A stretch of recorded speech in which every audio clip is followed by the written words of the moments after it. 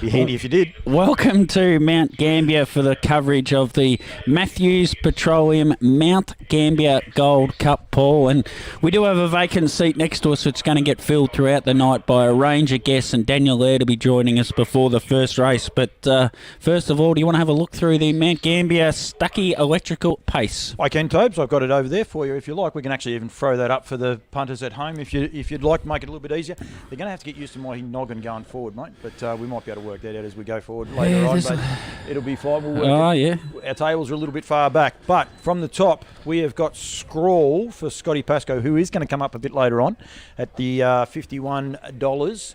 Last two starts, Paul. Gate 1, it sat behind the leader, and it hasn't really figured in the finish. Scrawl, and it is a genuine 50-1 chance. Auckland Miss at the $11. She probably needs to cross from the pole, and she hasn't had the greatest of gate speed, Auckland Miss. I'm just not sure where she's going to settle in this race, Paul. She may cross the pole horse Scrawl, but if she does that, even so, she could end up 3 back the fence and even 4 back the fence. She's got a little bit of ability, there's no doubt about that with Auckland Miss, but I'm not 100% sure that she's the one I want to be backing in this race at $11 and $2.70. Did open at $9.50. Number 3, Paul, is Miss Deo. I was ready. At $6.50 and $2 as Paul's just working the computer. He's working it. Miss Deo's a horse. I rated it the equal top pick with Creative Lad, would you believe? Miss Deo currently at $6.50, in from $7. Cody Rauschenberger takes the drive. I think it leads this horse, Paul, in the race. It's a big drop in grade. Was really good last start when third at Ballarat behind Ready Major and Van Niekerk. Both horses that would win this race, no doubt about it. It did lead on that occasion from gate 2. The start before that ran 4th at Stall from gate 2 as well, behind Metro Man and Wingate Guy. It was 3 back on the pegs on that occasion and did over race a little bit Miss Deo. I think she gets into this race with a great chance and will give a great side. Currently at $6.50 and $2 Miss Deo, and it's just genuine each way value. I can't see it missing a place, Nilly. Number 4, Girls in Charge, $23 and $4.40. It did lead from 4-2 starts back and is a little bit better than the figure form suggests. Girls in Charge. She has had some awkward draws with 7s and 4s and stuff. I just don't think she's going at her best, though. I'd like to see her put in a good run. I did mark her in a band of horses that could run between 3rd to 7th. Number 5, Tiff's Pet Rocks. It is the favourite, $3.10 into $3. Gets Jason Lee, and we know Jason Lee knows this track inside out. Hasn't been here for a while, but he certainly knows it. He cut his teeth on tracks like this, Tiff's Pet Rocks. Don't be fooled by the Ballarat win, though, Paul. Did win last start at Ballarat, but only beat Asherah and Our Pontiac, right? They're horses that, they're sort of 45 rated horses. One-paced horses a little bit too. One-paced horses. And then you look at Miss Deo in 3rd at Ballarat to Ready Major and Van Niekerk. Now, they're a much higher grade of horse. Tiff's Pet Rocks, winner of this race, it will go forward. It has won and led at the last 2 times it's won, it has led. I'm not 100% sure it'll get the lead. Darby McGuigan, his words are ringing in my ear. Can you remember what they are? Mother-in-law? No, the grandmother. Grandmother. Darby said, for those that don't know, do to the mother-in-law Darby at Hamilton, Darby McGuigan said that Jason Lee could get his grandma out in a 27 quarter. So Tiff's Pet Rocks, I really don't think the form of the horses it's been beating when it has led, the Our Pontiacs and Asherah certainly aren't as good as a Ready Major and Van Niekerk, who Miss Deo's been running behind. You have done your form, haven't you, mate? Kiang Trumpet is $4.80 and $1.70 the place. It's kept safe in the market. Yeah, it led and blew them away last start, Paul. Now think about it. Did it bugle or did it trumpet? It blew them away, yes, Paul. I'm glad you got that because I've got plenty of those tonight, which you love. I know you love them. I'm so sorry for the people. Now, Kiang Trumpet has won on 4 times and it has led on every occasion when it's won. Now, it's drawn the outside of the front. There's plenty of gate speed on its inside. It's currently $4.80. So 6 across here, Tobes. 6 across here at Mount Gambier. I really don't rate this horse much of a chance in this race. I see $4.80 as well. Unders. Bottle Rock is being kept safe enough at $3.60 and $1.50 for the place with that trailing draw. But trailing a horse at big odds, that's a bit of a worry, isn't it? Yes, and the pole horse, I thought the pole horse, Auckland Miss, might end up 3 back the fence or 4 back the fence, which might help Bottle Rock because it should be able to get off into the running line at some stage. But so Scrawl's a pole horse, but you think Auckland Rock will cross? Auckland Miss will cross Scrawl, yep. And then I think Auckland Miss may get crossed by Miss Deo. So, and even Miss Deo might hand up to something. So Bottle Rock will end up back a long way back in the field and can run on. It did lead at its last 2 wins, so it would prefer the front. I'm a gold cloud, $12 and $2.80, and it seems to be one that does get a nice draw, and it's going to be able to posse up a little bit closer than what it looks on paper. Yeah, good Victorian form, Paul, with a couple of seconds. Second at Geelong, 5 starts back, but it sat behind the leader. So it's 2 seconds in its recent starts. They've both been soft trips. I expect it to get a soft trip here, and it certainly can place. Number 8, I'm a Gold Cloud. Number 9 is scratched, and Creative Lad for the Barkers, $12 and $2.80. But this is a horse that is capable on its day, but it is probably a horrible draw. Oh, very capable, and the draw doesn't hurt this horse. It's a bit of a one-paced horse, so if there's a lot of speed on in this race, which we've outlined, Miss Deo will be going forward, Tiff's Pet Rocks will be going forward. If there's a lot of speed in this race, Creative Lad is the horse that'll run over the top of them. I rated it equal with Miss Deo in this field. It's currently $12. It's super value, particularly each way, $12 and $2.80. I know Cody Winnell, if he's watching. He was before. He's very keen on this horse as well. We had a little, I was on a program called SEN Track, Paul. Oh, cha-ching. I've got to get that button. Wait till I get the NZB Standardbred beanie out. I picked it at Ararat at 50-1. It had no luck at Ararat. I've been following this horse closely. It's got a win coming at some stage at odds, and tonight could be the night. The race just needs to be run to suit. Hasn't the atmosphere picked up? Horses are on All the track. of a sudden. Hey, bit of ting about them and all the rest. Rockstar Lee last onto the track. Nothing unusual there. He's been known to be late, Paul, on a few occasions. I reckon he'd be late to his own wedding, Jason Lee. There's nearly no doubt about it. He definitely can. I'll just get rid of that tote screen for the minute. As you said, Tobes, we're waiting on Daniel Laird to come up, but he won't be far away, hopefully. But he knows where we are. Did you tell him where we are? I told him we were out the front. There's a lot of media here tonight, Paul. There's a throng of media, and I reckon he'll find us. Feels like home. Ian's here, the photographer. Ian Woolridge. Yeah, I forgot his name. If he's watching now, all of a sudden I'm in trouble. But they do the photography work here as well. And Rodney Petrov rocked up in the shorts and thongs. No clue. He had no clue where the driver's room was. And for those that don't know, it's like the tractor shed. It looks like a tractor shed. I think Rodney thought we were taking the P1SS when we told him where the driver's room was. I pointed the opposite way, but but it's cold too. Don't worry about it. He was late to Cranbourne last night too, and Mr. Drivers. Daniel Lee's just about to wander on in, hopefully, and join us.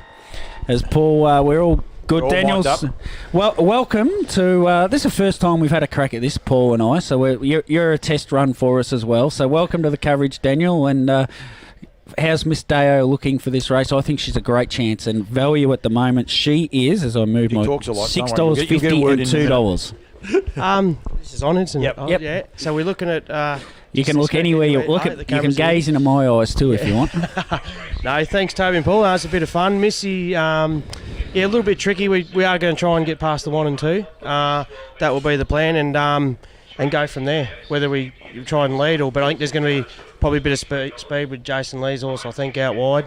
But, that corner can be a bit tricky too. So, but you will be going, definitely, I've told Cody, try and go forward probably, if we can try and cross the 1 and 2, that'd be a nice spot for her.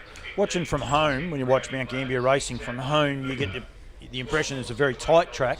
Possibly a little bit roomier than what I thought, but it is still tight enough. How does a mobile release the horses? Does it help the horses in the middle? Like, is it going at a very good clip, or does it let them go slow and makes it a bit trickier for the horses out wide at muster speed? Yeah, it is a little bit tricky. I've only driven him in a mobile here once myself, Paul, and probably never again. But anyway, but I think is that because you're retiring from driving? Yeah, I just haven't got it, and but it was tricky. It was I didn't realise. All three of us don't. Don't worry. I didn't realise how hard it was actually. Like when you come into that first corner, it's not for the faint-hearted. Yeah, and when it's tricky because you say, I know what you mean. Is the 3 and 4 getting better momentum? But I guess at Mount Gambier it always is a bit of a fight. So the 1 and 2 do normally come out pretty quick too. So because it is one of them tracks if you can be up there. And there's always plenty of moves at Mount too.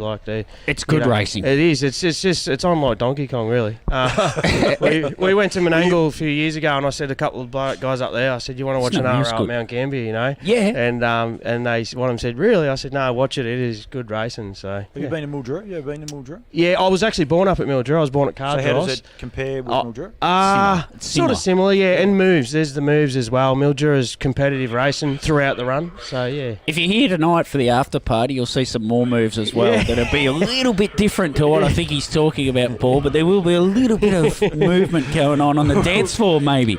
I'm not sure about any dance floor, I must say, but anyway. Now you train at Colwack, at the training complex at Colwack? Yes, that's right. So I actually live 20 minutes from the horses. I dairy farm for a living, and yeah, we've got a bit of a team between us. We train at the track at Colac there, and Mum does the rugging and feeding, and my wife helps a bit, and my uncle, and so we do it as a bit of a team thing. Yeah. So how many horses, Danny? We've got 4 in full work at the moment. Yeah, and it's originally it was just going to be always 1 or 2 in the summer and the spring, but now it seems to be 4 or 5 all year round. And you love it? Oh, I do. Yeah, I love it. I love the behind the scenes, getting the horses fit, like first up to put them in a race, know they're going to be competitive enough is something I get a real kick out of. Yeah. And you got young Cody Reichenberger. It's one of the great Reichenberger. Yeah, it's one of the great surnames going around. Driving, you like putting the young kids on and giving them a bit of a go? I sort of swap and change drivers a fair bit. To be honest, a lot of times I put like Zave O'Connor. There's won I think 10 races for us. I don't think any of them were for acclaim. So, I just think putting mix your drivers up, and you can't always get the driver you want. So, putting juniors on doesn't worry, so vice versa, and just mix it up a bit too for the horses. Yeah, and have that bit of fun. Yeah, that's right. Like be able to enjoy it as well. So it's half the battle, isn't it? You see them. I think you take a little bit of ownership once they start winning some nice races as well. You say, well, I put those on, and they do. Yeah. Things, I gave him his start. Yeah. I gave him his start, Paul. or I was the start of when he stopped slaughtering them or something like that. So it happens from time to time. But anyway, you never stopped. Now tell us. He's on the toe. He's watching over the back straight. He wants to see how his horse is warming up. Are they taken off yet? No, we'll let you go watch the race when it happens. It'll be. We were nearly going to get you to watch it from here, but you won't be able to watch it. So we'll let you go up to the fence. We might have you in the background cheering at home. But tell us the family history. How did you get into it? Mum and Dad grew up at Mildura, and Dad trained and drove a few, and Mum was helping, and my father, Pop, Bruce McCallum was at Winch. She had the Barwon horses and Barwon Chapel and some nice ones there. And we grew up, then we moved to Wearing, and we lived at Wearing for 18 years, and Dick and Jean Lee were our neighbours. So Rufus Youngblood was, No wonder you're such a good talker. Yeah, so the first words I ever said as a baby was Rufus Youngblood, not Mum or Dad. Yeah. Story. So, yeah. Like he wasn't Dick. Yeah. Go watch your horse, mate. We might get you back straight afterwards. Hopefully it's in the wind, but we'll get you straight back afterwards. As runners are getting around. Good luck, mate. We'll just turn that mic off, Tobes, while we're going. But runners are getting around there now to the start, Tobes. And as I said, we're not allowed to really show the races. They might blur past us from time to time, as it may happen from that. But Paul, market mover here, creative lad.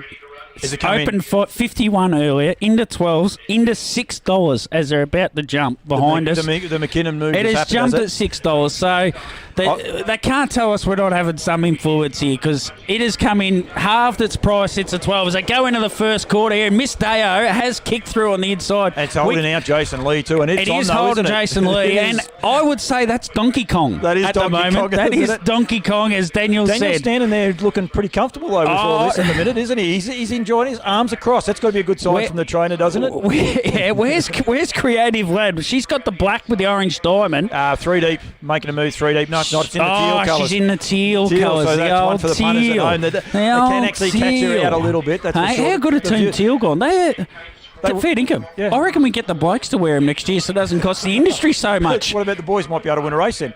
Instead of the girls winning races everywhere. Some pony trotters coming past. They're coming back out in they're going to hit us. They're raising money for Team Teal as well. We might have to find out what they're doing at some stage. Come back and tell us, girls. Yeah, they may come back. Remember, we got told before. So we don't get the sectional times here, but Missy Deo's had a little bit of an easy run here. That's the bell. Here we go. She's still in front, Paul. Yep. Creative Lads. Creative up 3D. Lads 3 wide, and the people that have followed Creative Lad in 12s to 6s wouldn't be too happy with 3 wide the trip, I don't reckon. No, they'd be. Daniel's arms are still crossed. Jason Lee's on the favourite. He's 1-1 buried away at the He's in moment. trouble, but he's gonna get you out wouldn't 3D. mind being Daniel Laird here at the moment, I reckon. Dan, confident? Fingers crossed. Fingers crossed. Would have been nice to get a camera eye actually on him. I might, Tobes, you keep talking for a minute. I'll see if I can get a camera on him. Simon Sharp has just tweeted, my first words were Rufus Youngblood. Lucky it wasn't Dick. Oh, Simon, he's tuned in. Where have you gone, Campbell? Oh, he's trying to do something live on the go. I'm going to stand up. Miss Deo still in front. She's got her head in front. It's Creative Lad on the outside and Miss Deo, would you believe, Paul? I tell you what, if these two run the Quinoa, you'll hear about this all night. It'll be like the pine trees you didn't see on the way here. He's... Creative Lad's... Creative Lad has sat 3 wide the trip and won, Paul. Third? She's gone good. She got attacked early by Jason Lee. I really didn't think Jason's form was up to that race, but Creative Lad, how good's he got? He was 3 wide the whole way. 12s into 6s, Paul. Big push for... No, you're Daniel, good, Daniel, unless you want to have a word. 2 seconds. Is his mic on? His mic's on. I turn his mic on. Don't you worry about that. Beautiful. I've got it going. I've known you to leave a mic off. I think you did it to me on purpose. Your nerves. We were watching. I actually got the camera around, but I got myself a bit confused until the last little bit. But you stand very stoic. You don't move a lot. You do listen to 2 Muppets behind you, giving a little bit of lip from time to time. Adds a bit of excitement to it. Listen to it. No, it was good. No, that was good. That was the run we wanted. I said to Cody, try and get to the front. I think she could, and she handled that corner quite nice. So, It was just a little bit of a speed burn, wasn't it? They're still going strong past us here and halfway around that turn. That can take the zap out of horses, can't it? It does. And it just, credit to the horse putting the pressure on around the corner there. You know, it does take it down a little bit. Some horses love it, but she's on wrap. She's run. You can't complain when the winner sits 3 deep the trip. You can't complain about getting beat by one of those. Either, Yeah, that's for sure. you got to take your hat off to it, don't you? Absolutely. And she's run third and a third last week, so that was... He's having a crack at you. You going to take your hat off? You made Twitter, Simon Sharp. Simon Sharp joined in. First words were Rufus Youngblood. So you're famous now, don't you worry about that. It's good that we've got some people. Don't worry about that other one that's got the close-up of my noggin, Tobes. It was a bit of a worry, wasn't it? I did just look at that all into it. All right, then. You got nothing else in tonight? We've got Sea Rover in later on. Sea Rover, that's in the right. Consolation, the 2500, I don't like its chances later. Can you tell me I'm wrong? We'll see what happens. Tricky draw. And it's a tricky draw. And the trip will suit him, but he's nearly short a run. We've missed a bit of a run with him. So the trip's going to be a real test. But I think the trip's going to be a test for a few of them in that race, though, too. So, all right, mate. I'll let you go, Tobes, and grab Jack. Daniel, right. Thanks a lot, guys. Go on, Paul. Thanks, good on you, Dan. Well done, and best of luck with Sea Rover later in the race. And she'll come. We'll grab it. Yep, Jackie. She's a little. She's like, I don't know if I have to go and see these two, but it's good to get Jackie on actually with the team. How's this for the value, Paul? 12s into 6s. Me value. Open 50. Cody Winnell is at home. Just hang on to me mic for a second. I just want to show Cody Winnell. I've got to put up with this He'll be counting them, Paul. He'll be counting them. I've dropped my phone here. Don't drop your phone. No, I haven't. I caught it with a knee. They actually don't bounce that well, that's for sure. So now, hopefully, we'll get Jackie. We will get Jack. We just got to. Here she's coming through. Simon Phillips, the club president, has wrangled her. He's thrown a lasso around her. Keen to come Come on, and see Jackie. Come and sit down. Sit down over there, Doc. Now, Jackie. You had to put him into the race, Creative Lad, and you thought we'll do it from the start. He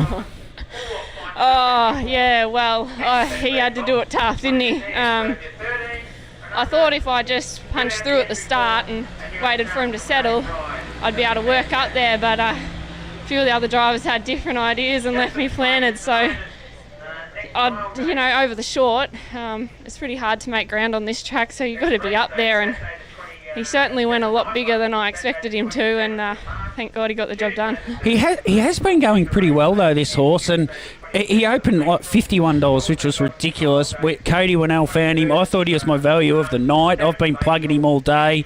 He's had the hardest run possible, and he still beat him. He really was going a lot better. He had no luck at Ararat, no luck at Board or Birchip, wherever he was. He really was crying out for one of these races. Yeah, he has been racing really well, and I think he's a horse, too, that probably benefits from doing it a little bit tough. He sort does of like it can't tough. sprint up that good, so he does seem to like it tough, which I feel bad for him. But no, we did think he was a good chance in this race, and it was just the draw over the short trip that was probably the biggest question mark. But he was enormous odds for how he's been racing. Yeah, and now a few drives later in the night, glorious finale. There's sort of almost two of them. It's a bit like Paul Campbell, isn't it? There's a good glorious finale. There's a bad Paul Campbell.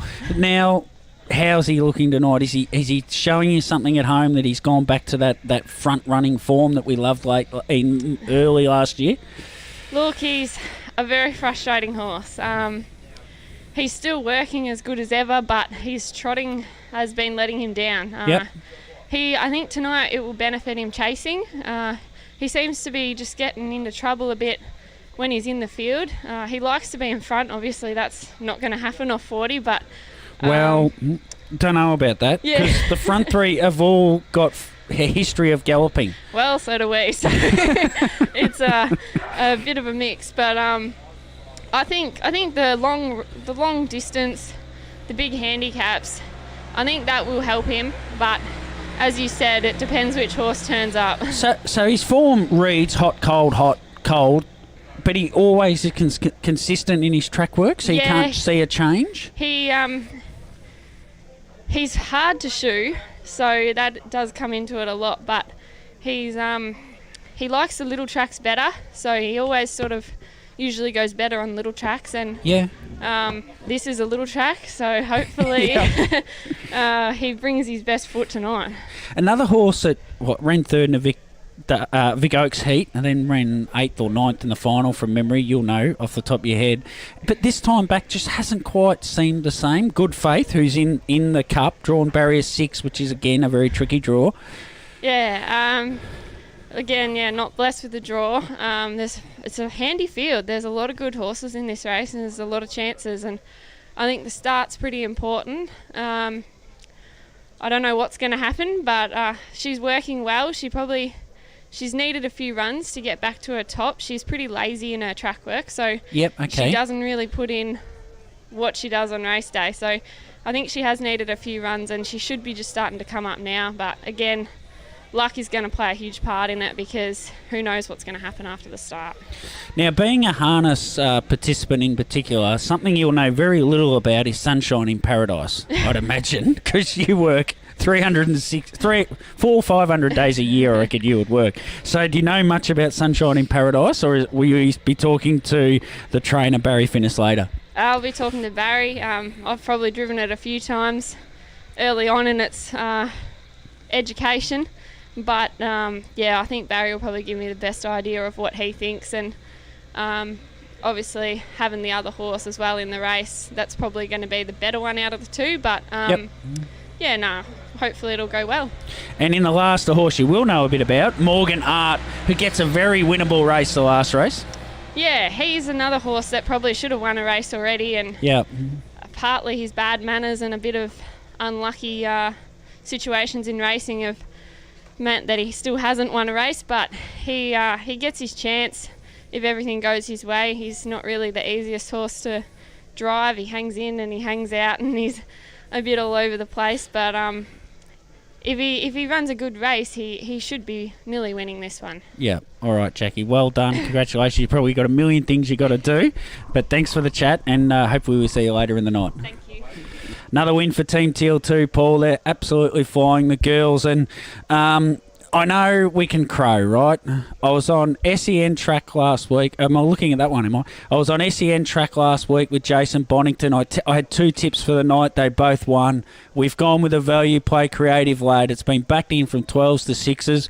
I haven't seen a tweet from Simon Sharp. He's tweeted already once or twice. I want to know, Sharpie, send us something. Did you get on creative lad? Did you follow it in? Cody Winnell counting his cash at home. Can we get a selfie from Cody Winnell, he's probably just laying in a bed of dollars at the moment? Tobes, he's actually put a message in on the Messenger on the Facebook account where we are going live, and if you could be even watching this on YouTube, if people don't have a live footage at all. But Cody did recommend that the $51 was sensational odds, and he's very, very happy. 51. Well, he was still happy. He was still happy to keep playing, and he was happy. But this was before the race, so we need to hear from Codes post the race. Private text Codes. You've got our numbers. I think he's got our number, hasn't he? I think he would have our number, Paul. $6. It's paid $6 and $1.90 fixed creative weight, $6.50, $2.20. Girls in Charge, number 4, a horse we did mention before the race. We didn't know where it'd land. I still don't know what happened with it during the run, Paul. It paid $6.30 for the place, and Auckland Miss has run third at $2.10. Miss Deo, just missing third, has run fourth. A few really good exotics. Trifecta's paid nearly $1,000. Cody's probably had that as well, knowing the Code Meister. And we will start to head our attention towards race 5. Paul, if you'd like to, we can probably get the totes up here and have a nice early look.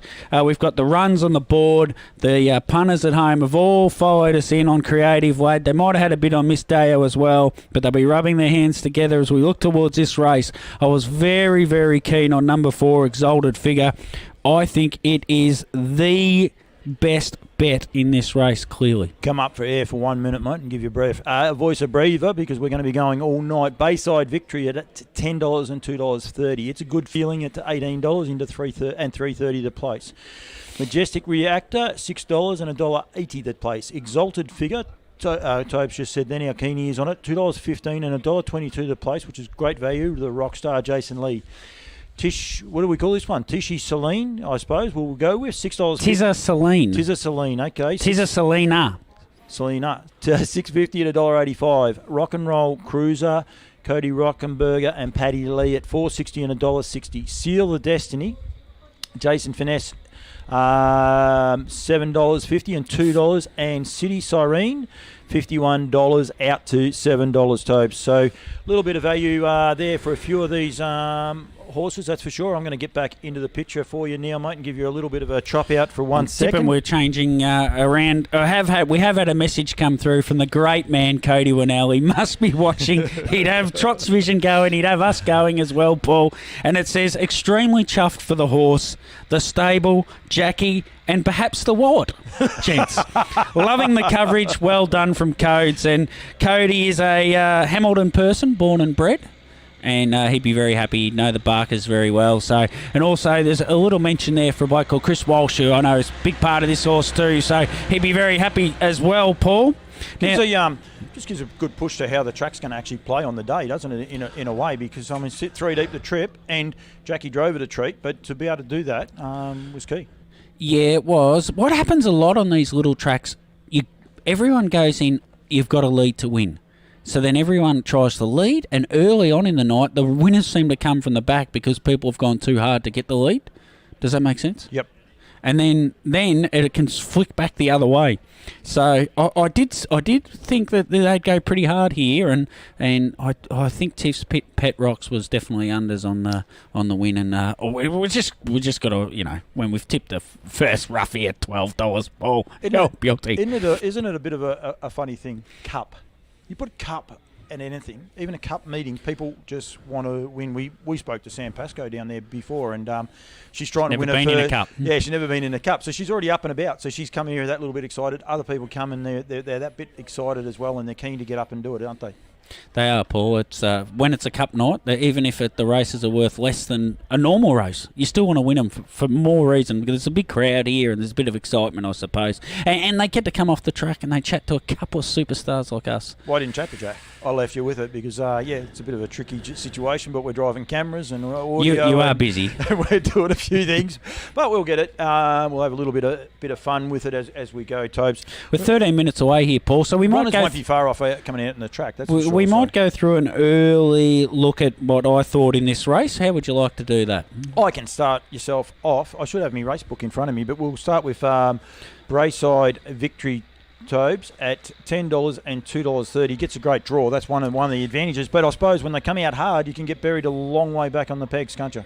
Yeah, this horse is racing consistently, Paul. Very consistently. Kenny Dim, the trainer. Matthew Horsnell takes a steer. Gets the right draw to perform well. Did lead 3 starts back, so it has the potential to have a bit of gate speed. Led 2 starts back as well. It's really racing consistently, and it's a chance in this race, but I can see it getting crossed early and sitting behind the leader.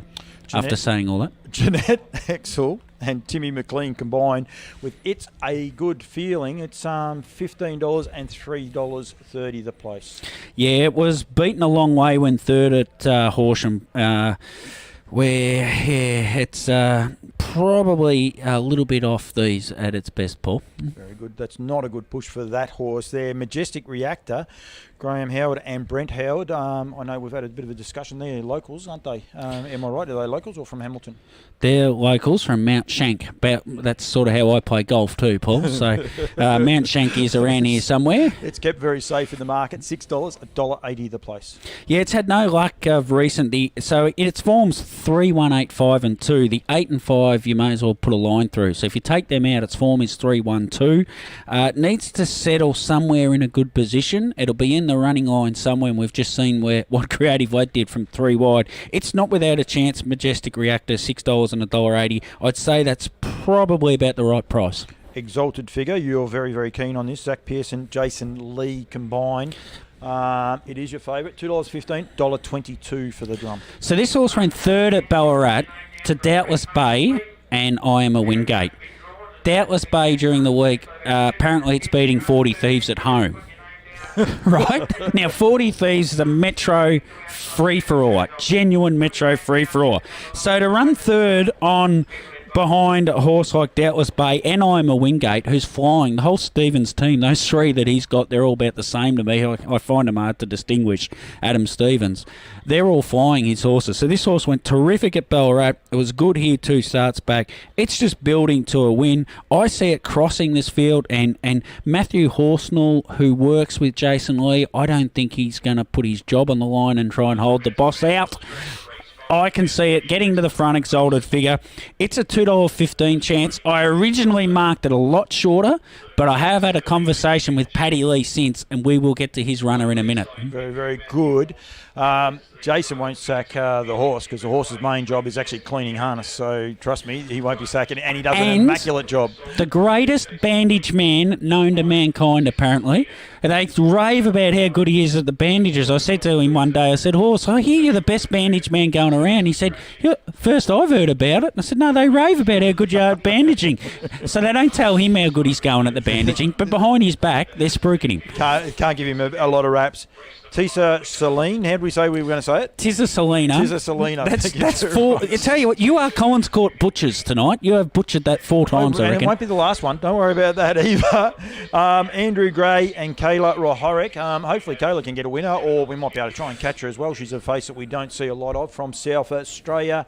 $6.50 and $1.85 for the place for this horse. Yeah, it's a chance, Paul. This horse has been... It's only had the one good draw in its last 5, and it met a red-hot field on Cup Night at Terang, where it ran 5th to Keyang Jackie and Trent from Punchy. Now, they're flying. They'd be... Keyang Jackie would be $1.10 in this, let's face it.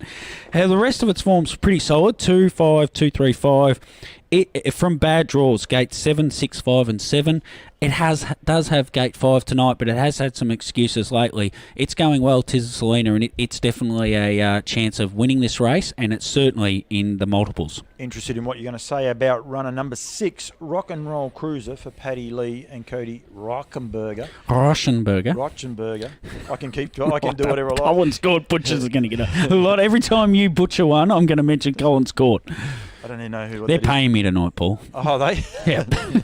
Oh, that's a bloke with the That's jacket Mick on Lamont. earlier. That's Mickey Lamont, the great man Mick Lamont.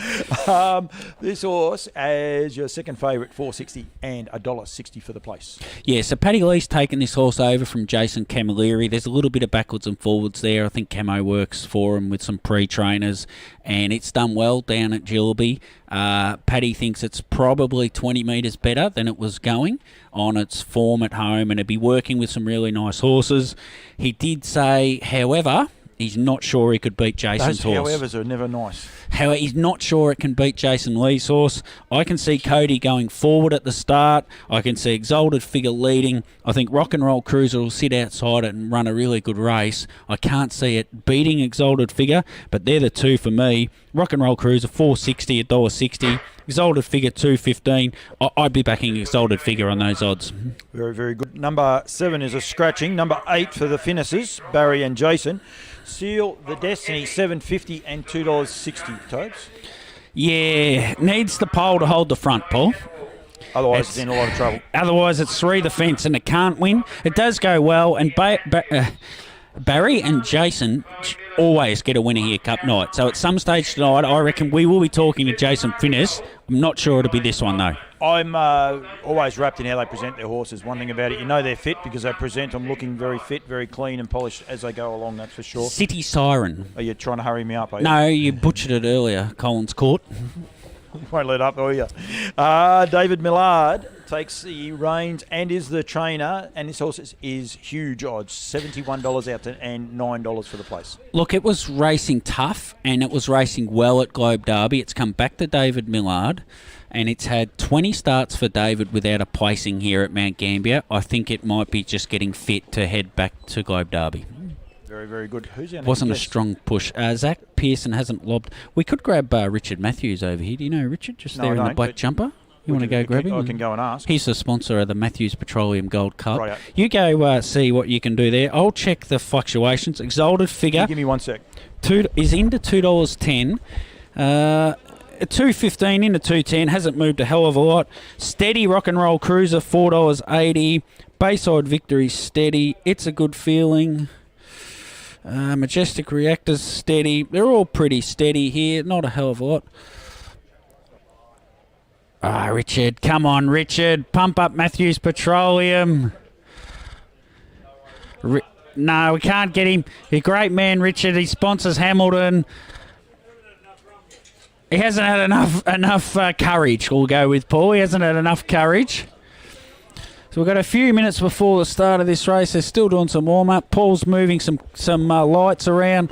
We're getting a bit dark on things, are we, Paul? As the track lights take over, things get a bit more technical, don't they? So, yes, he's pulled his hair out, Paul. That one, there was a stray one on the back of the head earlier in the night. I noticed it has gone. I haven't told the Pine story yet, have I? Only once, but that was in the previous show. So if you missed the Pine story, when you drive to Mount Gambier, there's 10,000. Am I on this camera? Am I? There's 10,000 pine trees 10 million pine trees on the way into the mount. There's 50 kilometres of just pine trees. We rolled past all the sawmills. The sawmills, there's probably 2 or 3 big sawmills, Paul, on the way in. There's thousands of pieces of timber all stacked up.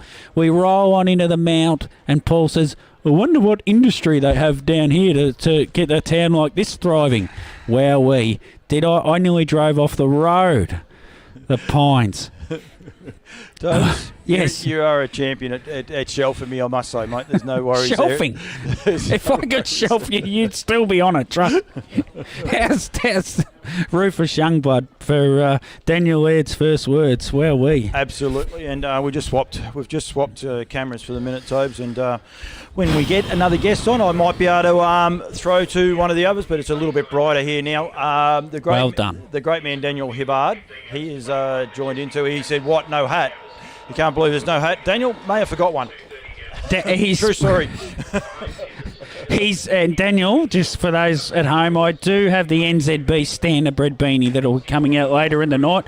Good push there, Jason Lee has just gone past. He really fired Exalted figure up there. I think he's looking to lead. It's $2.10. I think it's value. You should have a pocket full of money at home at the moment after following in. You would add a little bit on Miss Deo, a little bit on Creative Lad. He won't give up on this. He's up. He's about. He's going early. 7 races on the night, Paul. If you follow all our tips tonight, all my tips, I'm not tipping. You've backed a $12 winner in the first. You can't lose from here.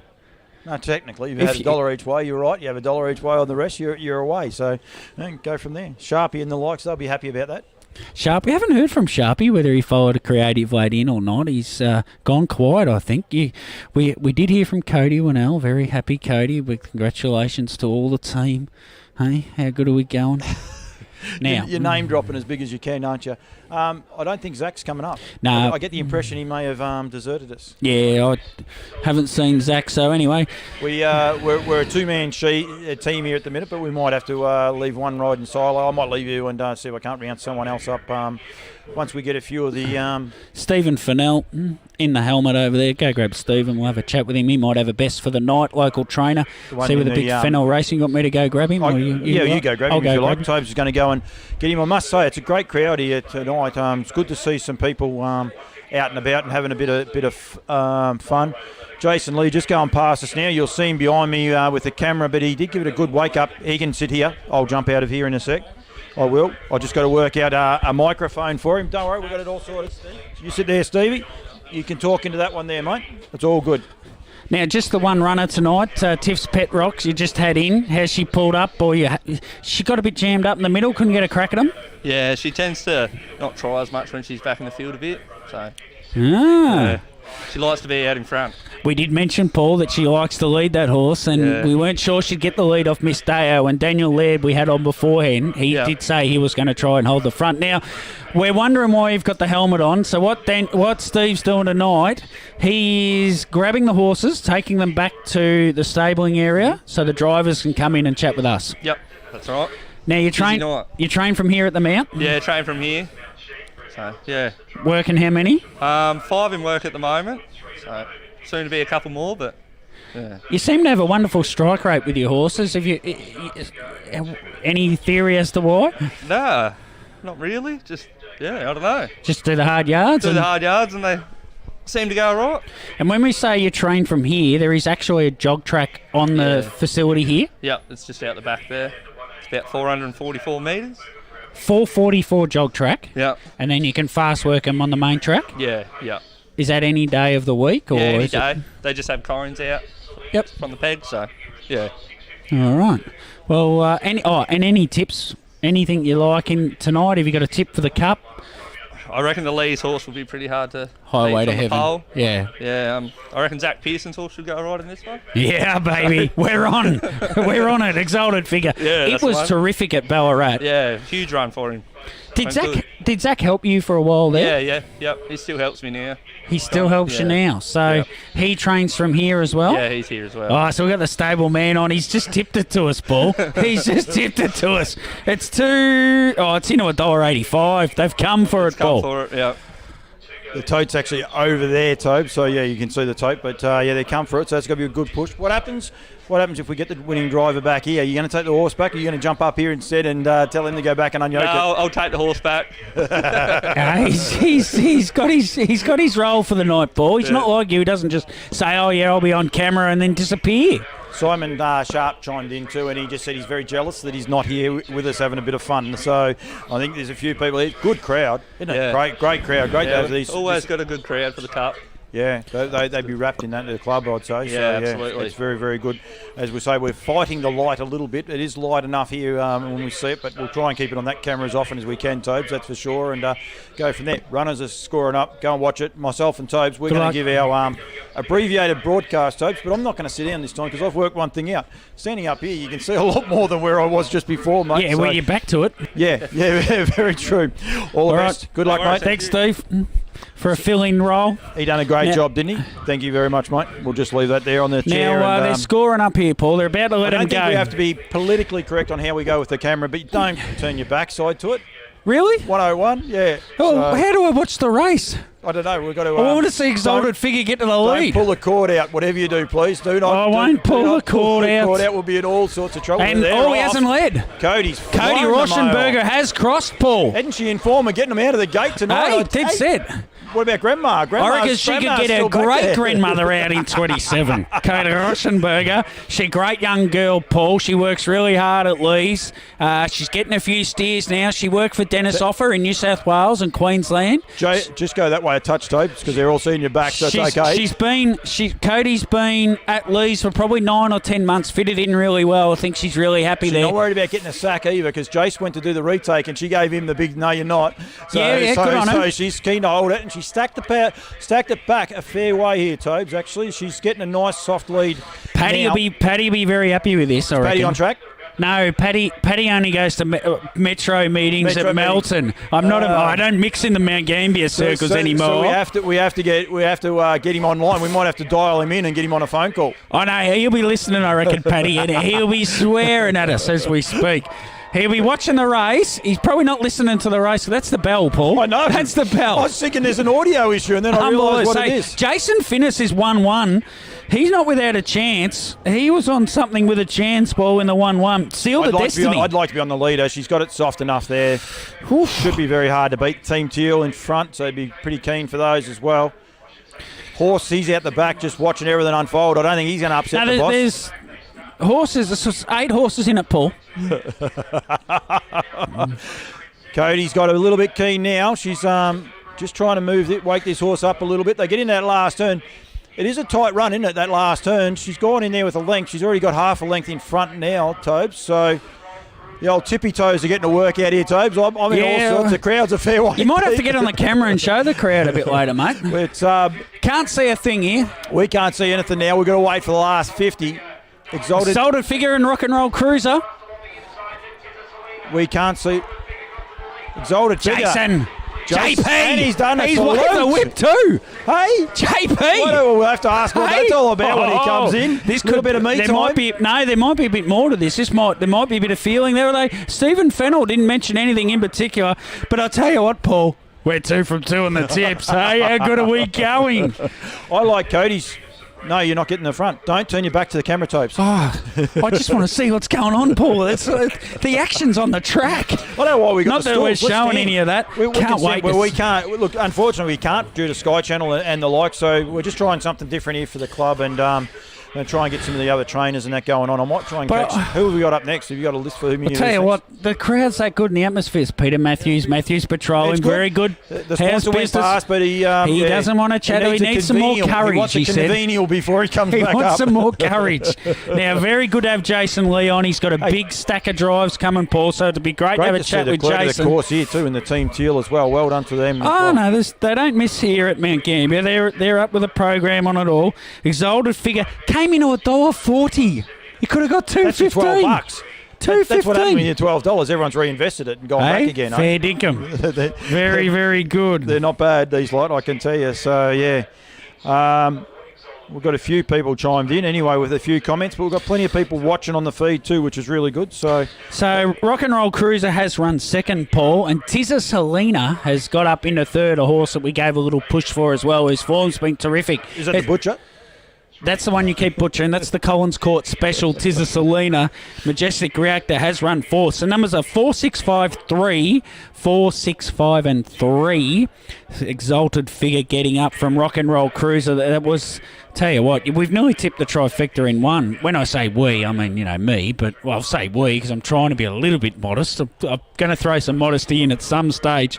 But Exalted Figure for Jason Lee. Very happy for Zach Pearson. Zach's done a really long, I was hoping to get him on, a really long, what would you call it, apprenticeship with Stephen Fennell. He's been over at Leagues. He's been around helping people for a long time. He's probably put a lot of work in behind the scenes. It's the first horse I've seen him actually train. It has won a race already, but great for him to win a race here on Cup Night. He'd be absolutely stoked as they're coming back into scale here. I'm pretty pumped to speak to JP, the great JP Lee. The runners are coming behind us. I'd love to be able to get them on camera as they come past, but it's myself and Tobe, so we're just trying to do as best we can. There's big Zach. They're giving Zach the horse a pat. Hey, there's a good clap there for Zach as well. We're going to get a few. We have to wait a minute because there's going to be a big group of people coming out to get their photos taken. So, which is what harness racing's all about. And I mean, prize money's not through the roof here, but it was just a little bit of fun. And you should see the smile on the rock star's face there, Tobes. It's there's a photo pretty extensive. So now, I might just see if I can't do something with the camera work. Yeah, I might leave you to drive that. I'll tell Claire Payne won the Mount Gambier Cup a couple of times, Paul. Once Jason Lee did drive Kamani, and we're over here, are we? Jason did drive Kamani one time, and there's a beautiful picture of Jason with a big smile on his face as he came back to scale. He loves every win he has. He particularly loves winning cups and big races. But even a race like this, he knows how much this would mean to Zach Pearson. Zach's a Mount Gambier guy. We'll hear from Jason, no doubt, any second. And he'd have a big smile from ear to ear. Stephen Fennell's just taken the horse back. Jace can't be too far off. The great man, he's given up probably drives at Melton tonight to be here. Glenn's driving horses there. So we're over into the middle. JP Lee coming. Here he comes. Zach's No, we're talking to you too, mate. We'll have you both. No, you don't. Quickly, Jason, sit down, get on the mic. We'll talk to you second, Zach. Stephen Fennell will look after. Or do you want to go to the horse and come back? No, just wait a sec. Now, Jason, pretty happy with that win. Nice little drive. Cody wouldn't give you the lead back, but you've ended up on her back and you've outsmarted her in the long run.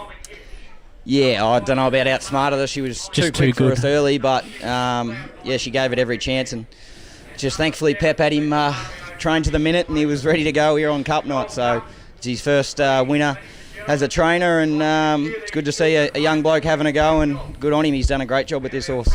Now, you've won the Mount Gambier Cup before. I've got the picture on the wall at Claire's place. Big smile on your face as you come back on Key Marnie. Now, can Highway to Heaven do it tonight?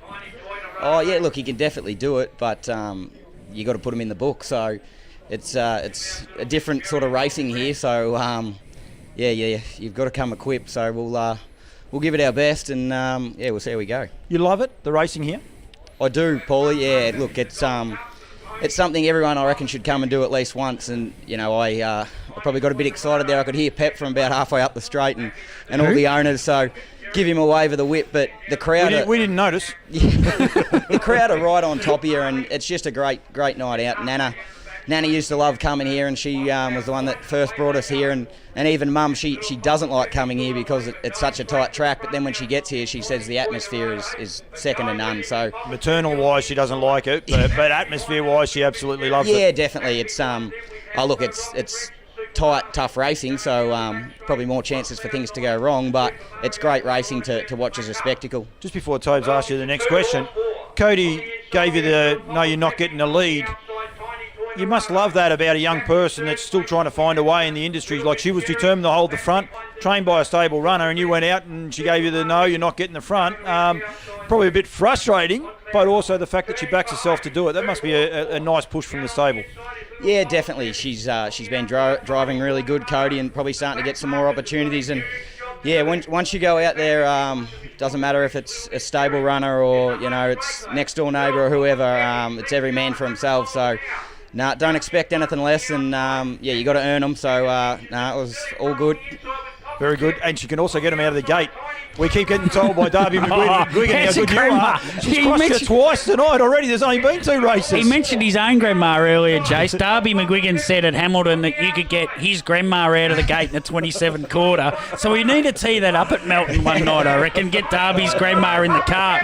Now, there is a pony trot race on behind. I know you came through the pony trot, so it's a bit noisy here. We'll let you go. You do have a horse to gear up, Highway to Heaven, who is my tip later in the night. I'm 2 from 2, Jace.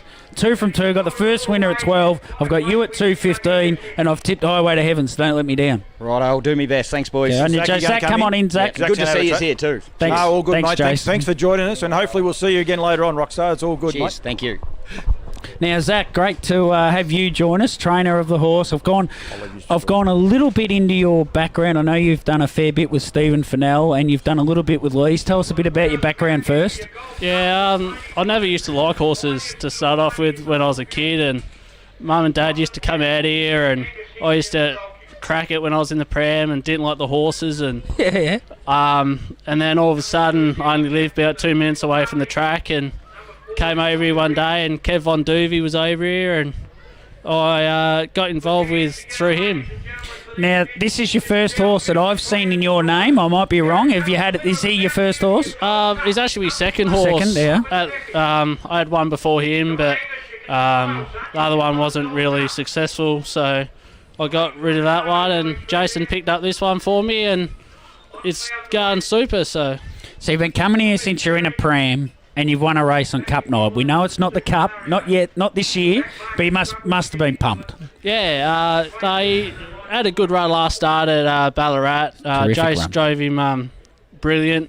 Didn't know really what to do from the barrier draw, but and then come here tonight, and he'd been working well during the week, and I thought it was a really good chance tonight if he could get near the front, and with Jason on and run like he did at Ballarat the other night, he went super. So, and there was an article, I don't know if you read it during the week, Doubtless Bay's beating 40 Thieves at home. Now, 40 Thieves a free-for-all horse, like we're talking levels above here, which made that run at Ballarat look even better, and $2.15. Did you have a little play at the $2.15? I actually got $2.30 last night. Dentist. So, which is good. I thought $2.30 is probably a good price, especially people backing him that I've told. I thought he would have been a little bit shorter, so $2.30 last night was pretty good. So $7,000 race, Paul, but doesn't matter what the value of the race is. $2.30, still $2.30. So good on you, Zach. You train on. So when you train on track here, I was going to ask you before. Do you work at horse by yourself, or do you work in with Stephen Fennell and Fast Work Together and some other trainers? I jog him by myself and all that, and I help Stephen out. He helps me out. He fast works me horse for me because I'm not really up to fast work stage. So yep. I am, but I'm not. But Stephen does a good job for me, and he's a great help to me. So yeah, that's the beauty about a club environment. You can help each other out. You're learning all the time, and congratulations on such a great win tonight. Thanks, Toby.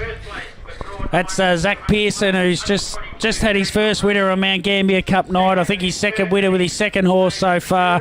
Absolutely stoked. And exalted figure, it's paid $1.40 and $1.20, Paul. $1.40 and $1.20 as Paul's working feverishly to try and get another light up.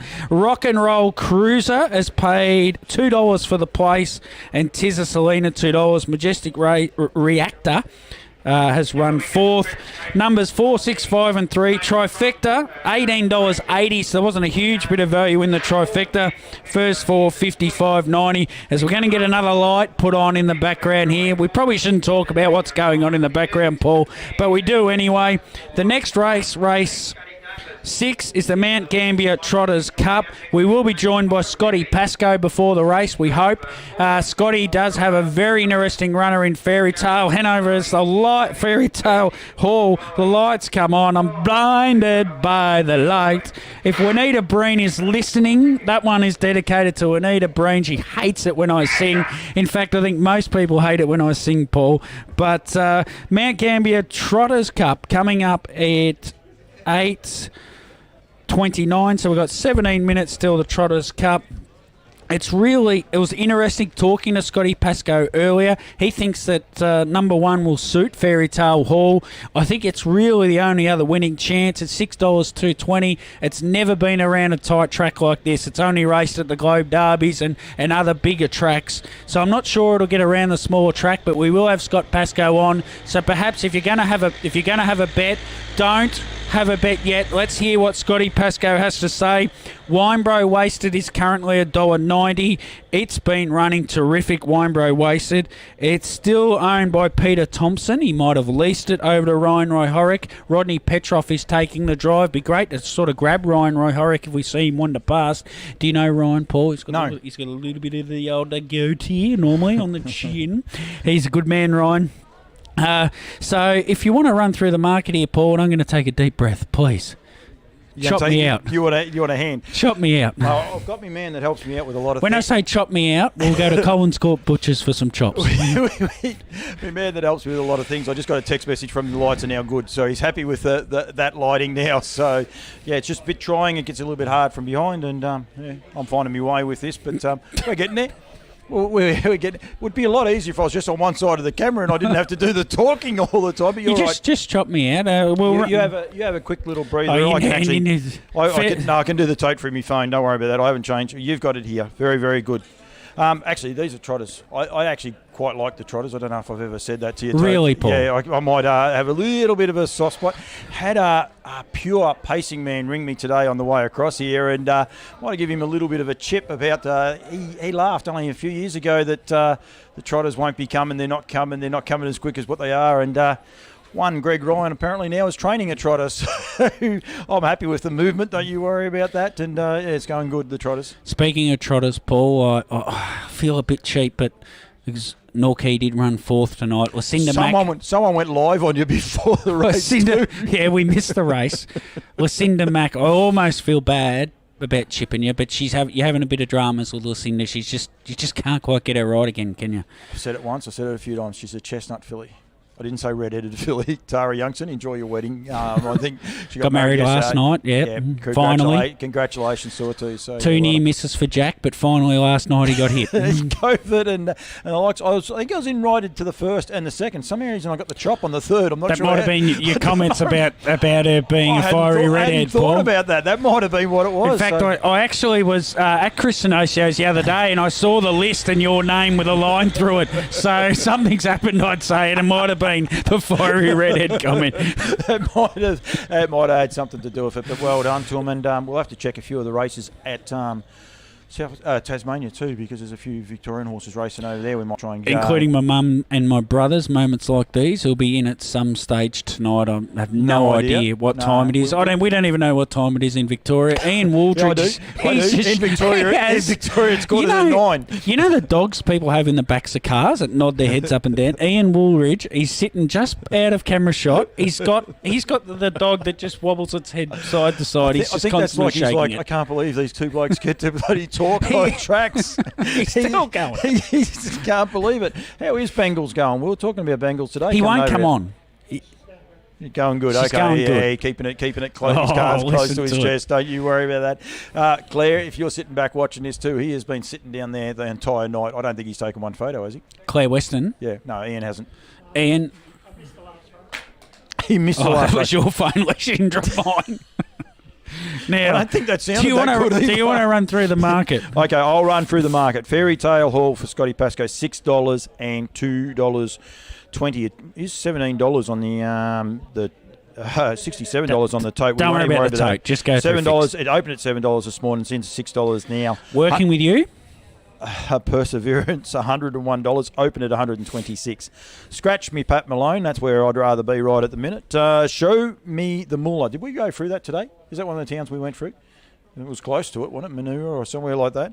At $12 and solid opened at $14 now, the $12. Victorian visitor Brittany O'Brien, Neil McKellum, Jericho's Trumpet. Now, this is a horse that's very, very capable on its day, but it's a bit of a tricky track for it, I think. It's a bit too tight. I never saw it handle bought even when it was going terrific. I think this track might hold some fears for this horse here. $2.50.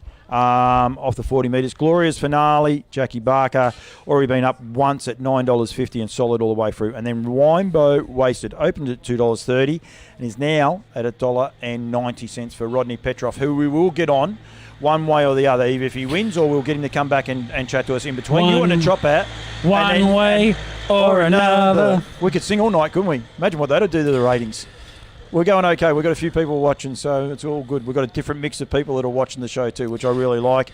Any feedback, give it to us either via text or through the feeds. Once I pick my phone up off the ground, and hopefully it hasn't smashed. Well, you do that, and I'll run through my everyone thoughts. Gets to see the chrome dome again when it reflects off Doesn't matter. Off the light. We're doing our best here, Paul. As I'll run through my thoughts. We're 12 minutes away from this race. I will put an asterisk on this. I'm very keen to talk to Scotty Pascoe about his thoughts on Fairy Tale Hall. The tight track's of real concern to me. What I want to hear from Scotty is that he works it on a tight track and she loves getting around. She really seems to gallop as soon as you grab hold. She was checked. It says checked and broke in the paperwork here if you're reading the form. It was the slightest check you've ever seen last start when it galloped. It just seems if anything goes wrong, the horse gallops. It steps away safely. There's no dramas. Always seems to step, but as soon as something happens, it just goes up in the air. It did trot all the way once in its last 5. If it trots all the way here, it probably wins this race, right? But it's probably a 6-1 chance to trot all the way, let's face it, maybe even longer. Number 2, Perseverance for Jonathan O'Connor. This horse has had 5 starts without a placing yet. Jonathan's horses often slowly improve. Phone update. It's cracked. Your phone's cracked. A fair crack too. There goes the Knights revenue down the drain. Yes, Jonathan O'Connor's horses, they seem to gradually improve. They don't seem to jump out and all of a sudden win. So I expect a gradual improvement from Perseverance. $101, probably about the right price. 3 is out, and it would have been an interesting runner because it has been trialling well at Terang. Look for it to win a race soon. Me Pat Malone. Yeah, it has trialled pretty well. It's on its day, isn't it? Like it can trail a little bit. So number 4, Show Me the Moolah. Oh, talk about Jekyll and Hyde's, Paul. This horse either goes really well. goes really well, and it could lead tonight, go hard up front and be really hard to run down. I can't see it quite winning the race and run a good second or third, or it'll go up and be no chance. There's not much in between with Show Me the Moolah. Don't think it's a winning chance, but certainly can run a place. Just come out onto the track too. Anyone want to have a bet? And don't forget, if you're watching on Facebook and YouTube, we are a little bit delayed as well, so I've got to be aware of that. It's about 30 seconds, 35-second delay. So. We're not just delayed; the coverage will be delayed too, Paul. Yeah. 5 Jericho's. All night too. 5 Jericho's Trumpet. It won last start at Birchip, but it was like the weaker trotting race on the card. Beat Cherami and horses like that. Steve Branson was at Cranbourne last night. I do some miles, Paul. I was at Cranbourne with Steve, trainer of Cherami. I still want to see it put in another good run. I wasn't really impressed with its win at Birchip. Took a long way to get to the line and win the race. It's off 40 metres here. I'm really not keen on Jericho's Trumpet. I think it's unders at $2.50 and $1.40. To me, Jericho's Trumpet, though, when the speed is put into races, when it gets back into those cup class races on the tight tracks, can't find its gait. It just seems to be running the whole time, trying to find that stride, even when it's absolutely at its peak. It's a long way off its peak, so I think that's a fair worry with this horse. Now, this doesn't happen often. You agree? I agree. It goes best when it sort of lopes along and relaxes or something. When it can find its balance and the rest. It's going to be run off its legs early. You've got Glorious Finale that's going to... It's going to be, have to have a tow rope to keep up with it early, especially the first step. Yeah, Jackie said that chasing might suit her, but if the front three gallop, Glorious Finale could easily find itself in front again. Won't the speed be on? If all of a sudden Jack will keep them honest, there's no worries there. They'll have to chase. So it needs to get back to its best form. We spoke to Jackie Barker earlier for anyone that missed it. This horse is hot, cold, hot, cold. Unfortunately, its track work is the same all the time. So it's really hard to get a read on. And I must say, it just went past end, looked a treat. Yes, absolutely, but it just doesn't seem to produce it sometimes. I'm not sure what it is, whether it's back-related or something. Maybe she needs to ask the horse and get an answer from the horse, Paul. Yeah, do a bit of Dr. Doolittle. Well, is he been banned as well or not? I don't know. Dr. Zeus has been banned, so Dr. Doolittle, I think he's part of Dr. Zeus. Winebro Wasted, number 7. It is $1.95. It's my clear top pick. I think it's the safest way to have a bet in this race is to have a little win bet on Winebro Wasted. My confidence levels aren't real high on this race, but we're well and truly in front, Paul. So I've tipped the first 2 winners, so I'll be going with Winebro Wasted in this. Its last 2 starts were in the Gremmel Series. Horses like Another Touch won that in 1984, the Gremmel Series. Oh, a time-honoured race that has been for years. A lot of people used to set their horses for it for many a day, and we've got to get them back setting their horses for it, that's for sure. Only one possible person watching this show would remember Another Touch, and that'd be my brother Danny. So is that with an I or an IE? That's with an IE, trust me, as your name is mud in that household. The Penny Drops has won those 2 Gremmel races. Winebro Wasted has gone over and run second in those 2 behind it. It gets back here. This is a real winnable race for Winebro Wasted. It's fast off the stand as well. I can see it being in front after about a lap if Glorious Finale doesn't step so well. If it's not in front, it's probably behind Glorious Finale. I just think it's probably its race, Winebro Wasted. I think on looks, one of the things we do with Trots Vision, being able to do a bit of the parade ring footage and all the rest, Glorious Finale. It looks amazing just going past. I know the lights can make them shine and all the rest, but just on dead set on looks, not on form. It looks an absolute treat out there, and and strutting around nicely too, nice and calm too, which is a good push, that's for sure. 25.80, Paul, over the short track, so plenty of time for Winebro Wasted to catch them up off the 50. So I'm settling on the 7 Winebro Wasted. Fairy Tale Hall is $7. It's just got to trot all the way, and it is a chance. And I don't think anything else can really win the race. Who did we have lined up for this race? Scotty Pascoe. They're deserting us now. Scotty's coming. He's going to actually promote the Silver Salva tomorrow. What is that? That is a yearling sale tomorrow in South Australia. So it is going on. Parade starts at 12 o'clock. It's live on their Facebook account and onto their... Have you got Scotty? He's just coming on now. He's got the Team High Gain hat on, Paul. Scotty, jump in here, mate. Jump straight in. Paul will turn this microphone on. It's on. I was just actually talking, Scotty, just quickly about the Silver Salva tomorrow. You've got, I think, 11 yearlings going through the sale. It starts at about 12 o'clock live, both on Facebook and on the website as well. We've got 9. You got 9. I wasn't sure, yeah. Yep. You excited about it? I I'm more excited about getting 3 hours sleep when I get home from tonight. We're here now. What time do you expect to get home? I'm at 3:30. Yeah, I'm thinking it's 3:30 by the time I get the rugs on and put away. Yeah. Maybe 4. Paul's never tried the rug, but I reckon it's probably time to think about it. It helps.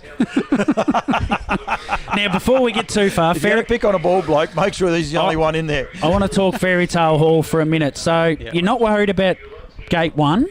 No. I'm worried about the tight track. Haven't seen it run on a little track like Mount Gambier. How's it going to get around the turns? Nah, she'll turn all right because I've got tight turns at home and I've got uphill and down dale a bit too. So she'll be all right on the turns. But the first 100's going to be we'll have our hearts in our mouths. So that's possibly not so bad because she steps okay in all her starts. Yeah. I don't think Perseverance will step well. If Show Me the More steps, it will just gun barrel across, and that could be a bit of concern.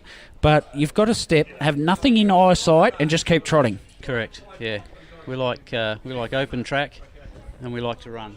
No restraining. Paul, $7. I know I've gone with Winebro Wasted. Anyone that's backed Winebro Wasted, $7. Tight turning track at home. Going to get around that, no worries. Yeah. Nothing in its eyesight for it to be checked or shy at. That'd be nice. Crowd an issue? I wouldn't have thought. Nah. No? Nah. Well, Fairy Tale Hall, Paul. Could it be a fairy tale for Scott and Samantha Pascoe? Samantha is your daughter? Yeah. And she's driven in how many cups? No, she's driven in 2 cups now. She's driven the Gawler Cup twice. She ran second last Sunday in the Gawler Cup. Oh. On Maharaja. Oh, in the Pacing Cup. Trotters Cup, yeah. Yeah, okay. Yeah. And she teams well with the horse. Does she always work it at home, or is this... No, I do all the work at home, but she's won 4 races on it and I've won 1, so... It's interesting because she told us she does all the work at home, so there's a little bit of If you're debate actually Paul. watching anything that Campbell's Comments does, joking. she actually works for Gator Policino and Frank and gives them a chop out in the morning. So Yeah. you have a pretty that's busy life, and your wife takes photos and looks after all the yearlings as well. So it's a big family affair. Well, that's Mandy's thing. She's been doing the yearlings for 40 years.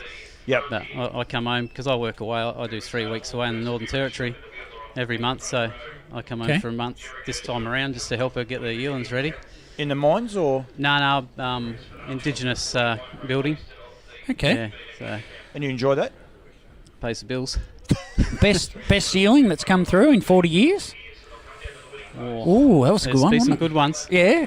We bred yada yada yada. She was pretty good. Yeah. Very, very good. Yeah. But there's been plenty. Cody Winnell's actually watching. He's a mad Seinfeld man. Yada, yada, yada. He'd Yeah. love that. Trained by Andy gave her Gaff away. and Gave her away that year. Gave her away. Gave her away. Yeah. I think actually Merv Butterworth was at the sales that year. I think she was going to be his first ever horse, but he actually bought another one off us instead because she was so small. Yeah. And she ended up at Andy Gass. I know she was at Andy Gass. Yeah. Yeah. Oh, she's in the States now. She went to the States. And Did Andy buy her or? Yeah. I stand to be corrected, but I think its stable name was Lane. Lane. Yeah. She was unnamed though when you sold her. Yeah. You don't know who Lane is? Lane is off Seinfeld. Yeah. Just throwing these things at you. Oh, you want to have a serious conversation? He's got a fair idea. We're not. Sale starts tomorrow, 12 o'clock it starts. About 1 o'clock the auction will start, isn't it? There's a parade, Tobe, so it starts off before it. I'm being serious again now, mate. Are you getting an earn out of this? I've got an earn out of it, yeah. Yeah, that'll be right. Yeah. It's always an earn. Don't Cha-ching. you worry. Oh, Don't you want to talk? worry. Cha-ching, SEN, how many times has it been beaten? Now, Scotty, you want to go and watch yours? Oh, yes. You can. We'll let you. Yeah, we will you can let watch you. your I might not want to after the first 100 yards. Yeah, you might be back in 100 metres. If you don't, you can come back and talk us through it. There's no problems there. But you go and watch it, mate. There's no worries there. We'll do our unique conversations with it and all the rest. Good luck. Hopefully we're interviewing Sammy straight afterwards. Let's hope. And it should be a bit cock a hoop if that's the case. That's for I sure. should be happy, yeah. Yeah, very good. Thanks, Won't we Scotty. Scotty, thank you very much for joining us, mate. Cheers. Hopefully there's a yada, yada, yada tomorrow at the sales, Paul. Absolutely. You're right, Scotty. Just put on the seat, mate. We'll sort the rest out in a second. So Beautiful. Good luck, Scotty. So quickly, Tobes, any changes on the tote? Fairytale Hall's gone out at $10. Winebro wasted $2. Something's come in. Jericho's Trumpet 3, Show Me the More 6, Glorious Finale 9, 11's into 9s, Perseverance out to 150. That's off the back of me saying it looks good, I think. So, yeah. Oh, give me a spell. I'm going to change cameras and we're going to do our stand-up thing because I think that made it a little bit more entertaining. Oh, yeah, and we might, while you're at the back of the cameras, maybe towards the end of this race, we might even get a bit of a shot of the crowd. Wouldn't it be nice to show the people at home what they're missing out on in the I was going to stand crowd? in front of the camera and you tell me I got to stand behind it. You're unbelievable. I thought I was running this show. Neither of us are in control, Paul, let's face it. And that's the way we like it, and that's the way we're going to keep it. Where do you want me runners in all are this? away. They've stepped. They've stepped and They've they've stepped. gone. The race caller... Show me the Mool has stepped. Perseverance hasn't. Fairy rest Tale have. Hall has stepped. Yeah, Fairy Tale Hall has. Now Jackie everything is else off. has stepped. Jackie's Jacky's off off and Glorious running. Finale. Jericho's Trumpet's right. They've all got past Perseverance, so he's got a fair task ahead of him, and Perseverance. he doesn't look comfortable at all, so I don't think you'd be worried one bit about him. Now, Winebro Wasted's trotting beautifully, Paul. And Sam Pascoe is off. She's attacking now to get to the front. she wants to get to the front because Yeah, she doesn't like horses in front of her. But And won't cross. Show Me the Moor won't hand up. This is not unlike Show Me the Moor. As I said, if it steps and leads, it'll just want to go she's hard the given it whole up way. to now, Sam. She's had to grab hold and go back at the... But as hard as they've gone, Glorious Finale's been making ground, Paul. It's only Jericho's 20 Trumpet metres hasn't off been him. dragged off either, Tobe. So He's loping, Paul. He is. He's loping. Yeah, I didn't watch the Birchup race. I didn't think his form was good enough, and it's come back to bite me, I must And say. Winebro Wasted. We'll just kill that extra microphone. People might be hearing me twice. Rodney Petrov has got the pipe out, Paul. He is smoking the pipe. How back many laps there. have they got to go, Topes? Oh, they've got 19 laps to go, Paul, to get to the 25, 2 laps to 80 go as they metres. come past us here. And, So show me the Moor. Fairy Tale Hall is fired up, Paul, and over racing. Glorious Finale's 1-1. Jericho's Trumpet's 3 back the outside. Forward. I think this might be a bit of a fly in the ointment here. Winebro Wasted is effectively 4 back, 2 off the fence. 4 by 2, Paul. No one wants to be on the pegs. No one wants to be following Show Me the Moor. There's still a lap and a half to go. You'd think just cruising along the pegs would be fine. Yeah. Particularly Winebro Wasted. Sammy Pascoe's pulling very, very hard, I must say there, which is a little bit of a worry. Now, in shot, Wally Barker, the starter. Yep. He's happy with Great himself. man, Wally. He's happy with himself. Only one missed it. That's the way standing start should be. Can we say that? We can, because this is Campbell's comments. So we can say whatever we like. Hang on. Hang on. He won't. We went through it. Adam. He won't bring it. Adam. It was It's shut not at a 9 paces o'clock. race. 9 o'clock it was shut. Don't you worry about that. They shut the town down at You 9 have to o'clock. watch to get that gag. You got to see On Loose Lines last every week. Monday 4:30. It's been a little bit of a change here, as has there, Paul? I still reckon that's Show a Me the Moor microphone will glitch. not hand up. 1 lap to go. Speed's That was been the on. bell. Fairy Tale Hall's over racing. Now, there's a Jericho's few Trumpet moves has here. pulled 3 deep, and so Jackie's off in front too.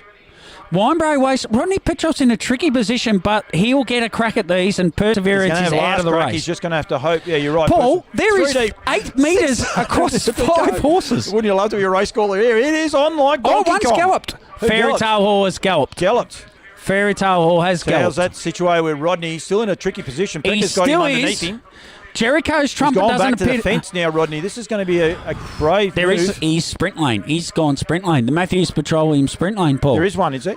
Yeah. Yeah, cool. That's I'm a not good sure move. if it's Matthews Petroleum, but I've gone with the Matthews Look Petroleum after sprint lane. sponsors. It's either that or the Blue Lake Bar and Bistro. There's but too it's big one a of them. crowd. We can't see a thing as We're they on our tippy straight. toes. There's no problems there.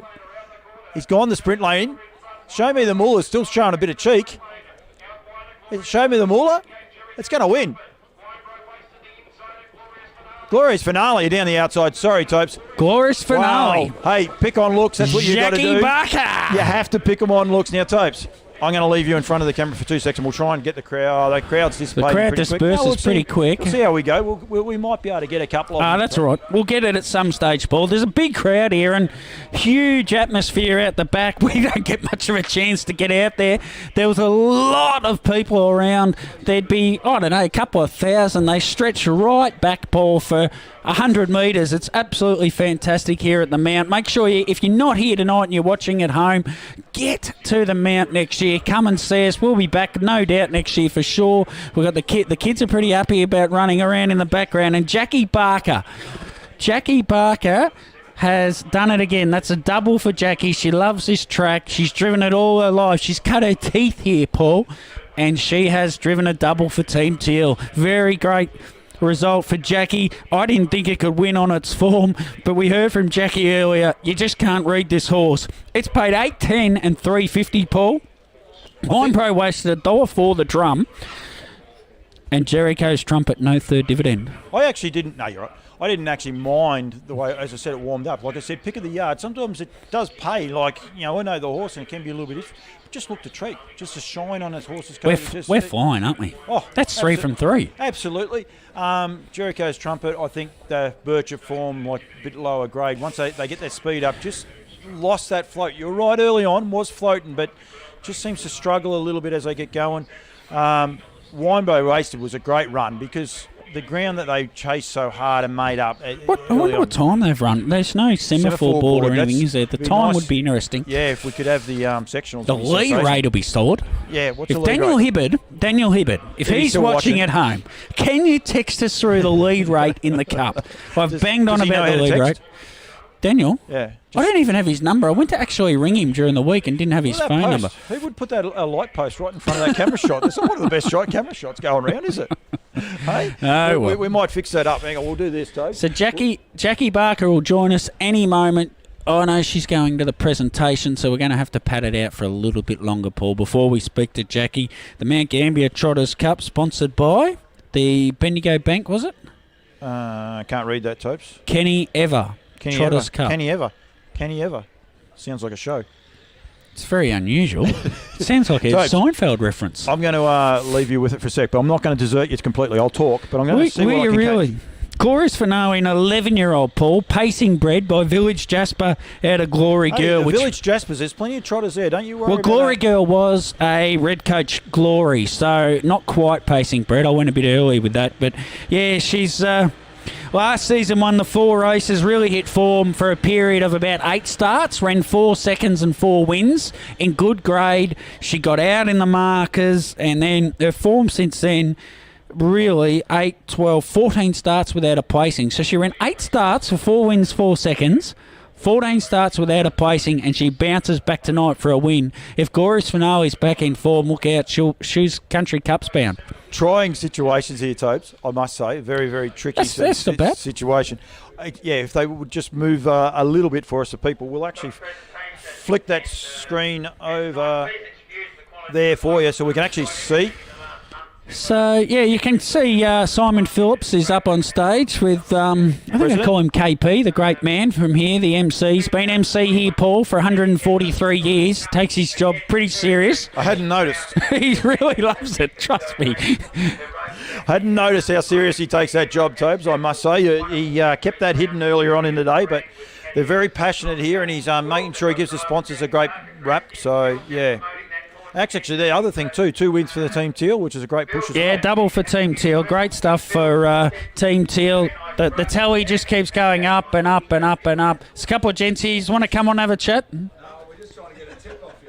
You want to get a tip? We're flying with tips. Don't you worry about us. We've tipped Creative Lad, who won the first. It was $12 when we tipped it. Exalted Figure, and then Paul's gone with Glorious Finale. So if you're looking for tips, you'll have to Yeah, the next she will want to know, should burrow through in from the pole. Highway in the consolation. Highway to Heaven will be too good in the Cup. Absolutely too good. A little bit of value in the Derby. I think Royal Speech and Good Word, that'll run the Quinella. The favourite is Pebbles on the Beach, but I've been concerned about a horse that raced 3 days ago at Mildura, so it's done some Ks. And the last we like... Number 3, Smart Play. You can't write all that down. Just hang out here for the night. Just tap. When you're about to go have a bet, just tap us on the shoulder and we'll give you the tip. We're just having a... Go around. Come past. We're waiting on Jack. Jackie's coming. She's busy. We won't hold you up too long, Jack. We promise. You've probably got... We'll I hope you got some start. Have you got someone back there working or what? Stevie Blacker giving you a chop out or someone? Nah, Stace and Dad are running the show back there. So Stacey being Stacey Barker. And she's very passionate and she loves it. She'd be pretty cock-a-hoop down there at the minute. We probably should be interviewing her because she'd be jumping around. She'd be pretty happy, wouldn't she? Oh, she's a bit shy. You might not get too many words. Us too, not get words out of someone, you think? Oh, I don't know. I remember a Jackie Barker who was a little bit shy once, but all this stuff we constantly have to do, you sort of get used to it, don't you? You do, yeah. You've sort of just got to do it, so you just got to step up and... It gets easier after a while. Now, we spoke earlier and Glorious Finale mixes the form. I said hot, cold, hot tonight. hot just. It was touch and go a few times. I thought I was going to lose him actually on a couple of occasions, but we just got there and I didn't actually have to chase him, so thank God for that. So when you're about to lose him, and if I had a pen, I'd take some notes because I've got to deal with Paul all night. What do you do? Like, do you grab hold, or do you just sort of sit and just hope? There's a lot you of... don't hope when you're sitting. You're just waiting sometimes. Would that be the better way of putting it? There's a lot of hoping. He gets a real rock up, particularly in the straights, and you've just got to hope you can make it to the corner in time, because when he gets to the corner, he can sort of right himself again for some reason. But yeah, down those straights, it's hairy and he hangs out, and it's just... Just one thing I watched when you're doing your preliminary, Jack, he has his nose out, and that's when, like, I picked him on looks. Watching him trot around on the track, I actually picked him on looks because he looked terrific, but just he has his nose out and he looks so comfortable. So obviously if you can keep the nose out up the straights, which means he won't brush as much Tobes. If you're wondering, they get on a different leg when they're rung in the wrong way. They can actually brush a leg. So it's a bit of a trick, isn't it? Just being able to balance them and try and get that little bit of a gauge, I suppose. Yeah, it definitely is. They're certainly a lot harder to drive than the Pacers, and he in particular is very hard to drive. So it's definitely, like, he's not the kind of horse you can sort of drive out, which is good if you're like me and get in trouble for the whip. But it's also rewarding, I would imagine. You say it's harder to drive, but when you get across the line first in the Mount Gambier Trotters Cup, you go home, you're like, yeah, that was great, because he won the race, but so did you, because you could lose the race, couldn't you? Oh, yeah, for sure. Who won the race last year? Yeah, he did. He did, yeah. I'm sure he's back to back. He raced at Port the day before. Is that right? That was a different time, but he won the Trotters Cup here last year with Dad, and Dad actually pointed that out on the way over, that just so you know, I won it last year, so... He beat Michael Gadsden by a nose, I reckon. A really small margin, so I'm glad it was Gadsden a bit more... might be sitting back watching us and be like, yeah, thanks, fellas. I can't remember the name of the horse. It only had the one start for a second. It was one of Merv Butterworth's horses, actually. It was also, I do know the horse. I can't think of its name either. Just at the minute. Just tactically wise, Jack, Pekka was trying to get going. I don't know if he was necessarily trying to get you going. I think he wanted to get going in the race, just coming past us here. And the speed was on. Down the back, were you worried at all? Like, until Sammy galloped, were you like, man, I think I'm going to be 3 deep for a fair while here? Oh, that didn't worry me so much, because... he just has to have clear air when it's the corner, because that's when he's got to make his ground. So that's why you went when Pekka... That's why I had to go, because I knew if Pekka went around and I was then boxed in there, or even if I was a bit late to get going, he can't make the ground up in the straights when they start sprinting. So I just had to get out, get going, and hold him down the straights, hope we made it to the next corner, and then when the next corner come up, put the foot down again and hopefully get a bit of a break. It's great insight, isn't it? Like, it is terrific to see. And Toby said there before, it's not simple, this, is it, really? 3 wide to trip, 11, and then but he's an 11-year-old, so you'd think he'd nearly steer himself around, but he doesn't. You've got to actually work so much harder on him. So he's not easy. Dad actually said last week, after we thought we might have found a more winnable race at Birchip, that he messed it up and galloped, and Dad said, I don't think he's going to win another race, this horse, and he's proved him wrong. Back at Dad. You said to Tobes there, you can never actually, I don't get that, but anyway, you never really tell. Like, I did pick him on looks, didn't I, Tobes? He went past twice. You've mentioned it 8 times. 3 times. Right, 8. It's going to be 4 in a minute. Once you get out onto the track, though, can you tell? Like, is there something, like, when you get out there tonight? Because he did look really good as he was coming past. Nah, not really. Like, he always works the same. It's a tight track with lots of turns, Paul. Suits him. Yeah. He's got lots of ability. You just can't let him go. He just starts trotting too rough, and we've tried so many different things on him, different shoes, different gear. None of it helped. None of it made him any different. Makes it more rewarding for today. That's one of the things. All right, I'm going to change your shoes. I'm going to change your shoes. I'm going to start your shoes. Cha-ching, Ariat, if you're watching. Cha-ching. All right, we'll let you go, Jackie. Good luck with Good Faith later. We went through your drives earlier, so best of luck with Good Faith in the Cup. Thank you. Keep doing what you're doing for Team Teal, Jack. You're a great ambassador and you're doing a great job. And when you go home tonight, you can say that was a great win, because it really was. It was you opened Toby's eyes a little bit to how hard it is to drive sometimes some of these old horses as well. So well done, Jack. Thank you very much for joining us. Jackie Barker there as she departs with the tartan dress rug. I must say it's a nice rug. It looked a bit of a clash with the Team Teal. Showing it off as she walks away. Jackie, too. we might need it for our knees later. She's giving us nothing. It's starting to get a bit fresh. For those that have just tuned in, we did mention, Paul, between here in Melbourne there is 10 million pine trees, none of which you saw somehow. I don't know how you missed them, but you didn't see them. Back up again. From here in the Antarctic, though, in a direct line, there is not one tree, not one. I'm sure there's not a hill, and the wind is just coming straight off the Antarctic. It's getting chilled somehow through some sort of even colder chilled system, and it funnels through here.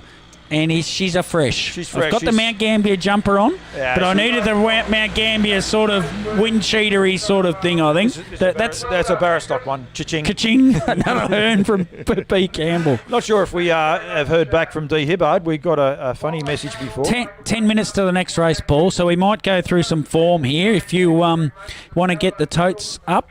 And this is the Mount Gambier. Throw me under the bus again. You do this a bit to us. Get the totes up. Mount Gambier Bendigo Gold Cup Consolation.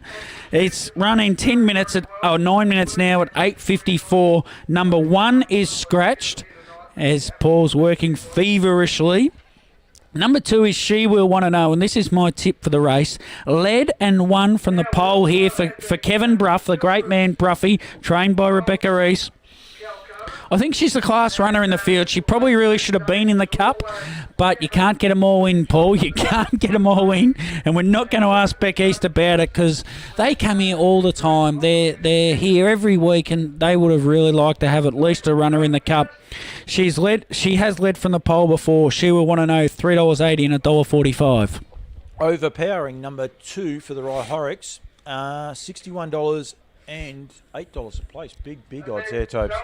And not without a chance, Paul. I didn't realise it'd be such big odds. So this horse has had some real, genuine excuses. It's had the 4 runs for the stable, ran second from the outside of the second row, beaten 3 metres by Pebble Sands, then ran 6th at Hamilton when it galloped.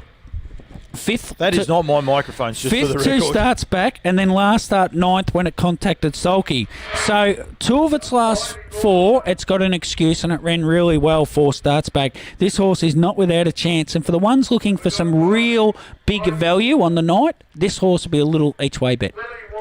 Burning Hot. Burning Hot. Sorry, Graham Howard and Brent Howard combined here. With this horse, $6 and $1.75, Tobes. Had 2 clashes with She Will Want to Know lately, Paul. 4 starts back, ran second when She Will Want to Know led. And then 3 wide without cover and 3 wide later stages and won and beat She Will Want to Know. It's certainly a chance, Burning Hot, but I think the barrier draw with She Will Want to Know gives it too good a chance. Gives it too good a chance. Gives She Will Want to Know too good a chance for Burning Hot. $6, $1.75. We'll just quickly go through these total odds very quickly. To the max, Toby, Xavier O'Connor. $4.80 and $1.60. Bit of a fitness query. I would have liked to have seen him first. Can nearly lead to the max, but I'm not sure it's 100% fit. First up since December. La Bella Rock. This horse I actually like. I actually thought it had a bit of form a couple of years ago. Obviously just not quite at the top of its game now for Greg Schofield. Samantha Pascoe takes the reins. No, there's a sort of excuses or reasons why it hasn't been going well, Paul, at 4 of its last 5. The only run you can go off in its last 5, it ran 3rd at Hamilton and Jillaby Selwood and Jillaby Adore, if you don't mind. Those 2 would both be winning this race. It's not without a chance. La Bella Rock at $23, worth a little each way play as well. Number 7, Sea Rover. It draws to follow She Will Want to Know for Daniel Laird and Cody Rauschenberger. It's currently $3.60 and $1.45. It's unders if you ask me. Can they don't move up, same as Victorian rules here, and like obviously very, very good. It's unders, so Toby's a bit keen on that one. Huey Jr. for David Drury. We met Mrs. Drury when we came into the... She wouldn't let us in for free either. We had to cough up our $12 each. Told us we can get a refund somewhere. But she wouldn't give us a book, and we're working all night. So I'm about negative $25 here tonight. It's going better than its form respects. You got to respect the David Drury stable. It needs to improve, but only 5 starts back. It was running metro races at Melton. Absolutely, and then we've got Captain Snooze for Shez Jacobs and Mark Phillips. Is it the Mark Phillips I met earlier? No, it's not. No, that's Simon. That's Simon. This Mark's his cousin. $76 and $4.20 related to the Queen. Yeah, drives it like royalty, Mark Phillips. Captain Snooze hasn't raced for 12 months. Really good trainer, Shez Jacobs. Does a really good job with her horses, but not having seen it for 12 months, it's hard to give it a push. But anyway. That's exactly right. $26. Beck's going to come in now. Rebecca East, we've done a great job to get Beck here. I've got to turn the microphone on, so don't talk for a sec, Beck, because you'll get nothing come out of it. Now, Beck and Kevin Brough, they're pretty much local trainers here. They're half an hour on the right side of the border, Paul. Bruffy's trained over 1,000 winners. Beck's closing in quickly on that. She'll get past him one day. I don't know about that. Welcome in, Beck. Thank you. Beck, hometown, what do we call it, hometown? Sort of, yeah. Here in Hamilton's our closest track, so yeah. So we try to support this club as much as we can. So roughly yeah. In the middle. No. Yeah, sort of. It's 45 minutes, so yeah. A little bit closer here. Firstly, you happy with She Will Want to Know tonight for the punters at home? No, you're not. Hesitation, Tobes. Hesitation. After her last run at Horsham the other day, she pulled really hard, so that's a bit of a concern, especially over the 2500. So we've made a few little gear alterations with her. Hopefully we can get her to settle. Hopefully she can get enough gate speed to hold up and not get too much pressure. And is that one of the tricks? Getting her to settle, but for getting her off the arm quick enough as well. Yes, it is, but we got the master on, so... I was about to ask, do you bother giving him driving instructions, or would it be just in one ear and out the other? No, don't give him any driving instructions. He drives them all at home, so he knows them better than me now, because I don't drive them much at home anymore, so... Yeah, so he does all the driving, so, yeah. That was actually the mobile gate arms closing. There was a big bang, Paul. I thought maybe they were cutting some pine trees. You wouldn't believe it. Paul didn't notice one of the pine trees on the way here today. Didn't notice a pine tree. Can you believe that? No, I can't, to be honest, because there is plenty of them. 10 million, I counted. Yeah. Back in the day, Bruffy used to train a heap of horses. Yes. I don't listen to that rubbish either, just for he cut his teeth around this sort of track. Does he love coming back here and driving? Like, I mean, he's wound his driving right back, but does he enjoy it? Yeah, he does. He does. Like, he says he doesn't, but he does. Like, the whole purpose, like, especially now, like, during COVID and that, it's been, like, so hard to get drivers over here. And, like, the whole purpose of him, like, just getting his licence back was just to... just mainly for the trials, because like getting drivers is so hard, and especially if you're bringing like young 2-year-olds to the trials and they don't, like, you put other people on and they don't know them. At least like at home he drives them, knows them, at least when he comes to the races and that. Like even now he sort of knows the horses a little bit, so he can get them around a bit. But what about how many horses are you guys training at the minute? We've got 16 in work at the moment. It's a good number. Yeah, there's a few more knocking on the door to come back in, but I get told off. Got too many. Does you work as well? I do. Yep. I'm a aged care worker, so I work at the local hospital and mainly do night shift, which works in well with the horses. So, but I've only just gone back to work since my accident, so I'm only doing one shift a fortnight. So it works in well at the moment. I actually rang Kez last week and she said, you'll never guess who I'm in the car with, and I had no idea. But I had her Karen Manning. Yeah, I had Rebecca. He stumped when I said, I'll see you next week, and I reckon you could hear like the pregnant pause at the other end of the phone. They're like, where's he going to see you next week? She had no idea I was going to be here. No, I did not. I think we did a great job to even get you on the camera. What about the night at Melton last week? 2 horses in, race 1 and race 34, I think it was. Yeah, it freaking felt like 34, I tell you. How far is the trip to Melton? Just under 4 for us to Melton. Yeah. But yeah, like it's a good drive. We go Ararat way, so once you get to Ararat, you can do 110. But it's a good drive. But yeah, you definitely don't want to be like in the first and the last. It's just ridiculous. Anywhere really. It's pretty amazing. Like when Kezzy said she was in the car with you, I was thinking, why would they go that way? But that's the only way you can go. Well, we used to go to Lake Bolac and get to Streatham and then cut across from Streatham and go to Backish Marsh. But we the road's not. It's a little bit narrow, and the few truckies have been getting on that road a bit now, so it gets a little bit dangerous at night time, and there's a few kangaroos and that there. So we just go Ararat way now, so it's much easier. Stick to the highway. We will let you go. Grab a vantage point. We don't think they're too far off getting. How do the nerves go before a race? I'm good now. I used to be. I used to get quite nervous, but yeah, no. Toby's got a bit of inside What about information. Bruffy? Like his heart rate, I've never seen him go above about 30, so Nah, I wouldn't expect he'd get above 31 in a race, Paul. Never been any different. I actually was a junior driver the same time as Adam was a junior, and they had a great team of horses back then. What's Adam doing? Adam's in Perth. Well, first off, he was originally in Port Hedland, running the wharf up there, doing he was on the general wharf at the start off, and he works for Cube.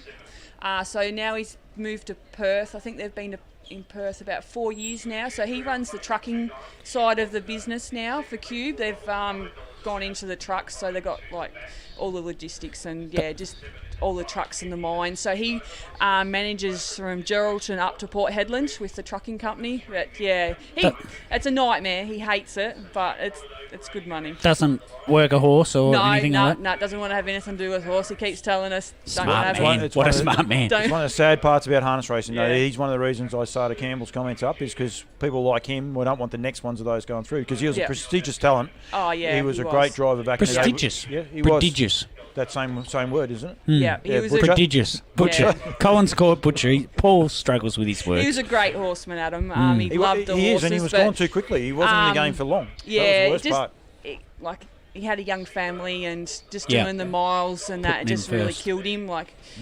He couldn't spend the time that he wanted to with his family, so he just pulled the pin. It's one of the things we've got to try and do, I think, is to keep these young, keep them in the game. Definitely. Like Adam's gone for good, but that's okay. But try and keep them in the sport, and then the sport will only get better, because it is a great sport with a crowd like this. Oh, too. yeah, it's so much fun, isn't it? It is. It's like this. Mount always have a good crowd. Every year they have a good crowd for the Cup. And it's great we were to here see. 4 hours early, and there was people before us. Yeah. They were ready. The bar wasn't even open. They're just standing there waiting for it to open. Yeah, they're scoring up, Beck, so you go watch your We horse. actually call this race in a very unique way. I don't know if it's necessarily politically correct the way we do it. commentate it somehow. But we might get ourselves in trouble. Very quickly, who is our favourite still now? Huey Junior's in at $2.80, Paul. Jury's, back in from $6.50. That's a big push for that camp, I can tell you that now. So I'm going to walk my back across the back of it, Tobe. So we're both out of the shot. So they're coming up. They're actually just been released, the runners have now. So this is the longer distance of the Cup, Paul, 25.80. So it's down to the winning post in 3 laps. They would before. She will want to know it's not going to lead. It's going to end up behind the leader. So it's a 3 in front. Sammy overpowering, Paul. Oh, no, Kayla Rai-Horrick overpowering. Kayla Rai-Horrick has led. So she will want to know ends up in a beautiful spot behind the leader. So in-play punters will be very happy with this. And now, where's Drury? Hey? And has settled. Drury is 3 back on the outside. Yeah. Bruffy's horse settled, though, is what I was saying. I'll give you $1.04. He goes to the chair.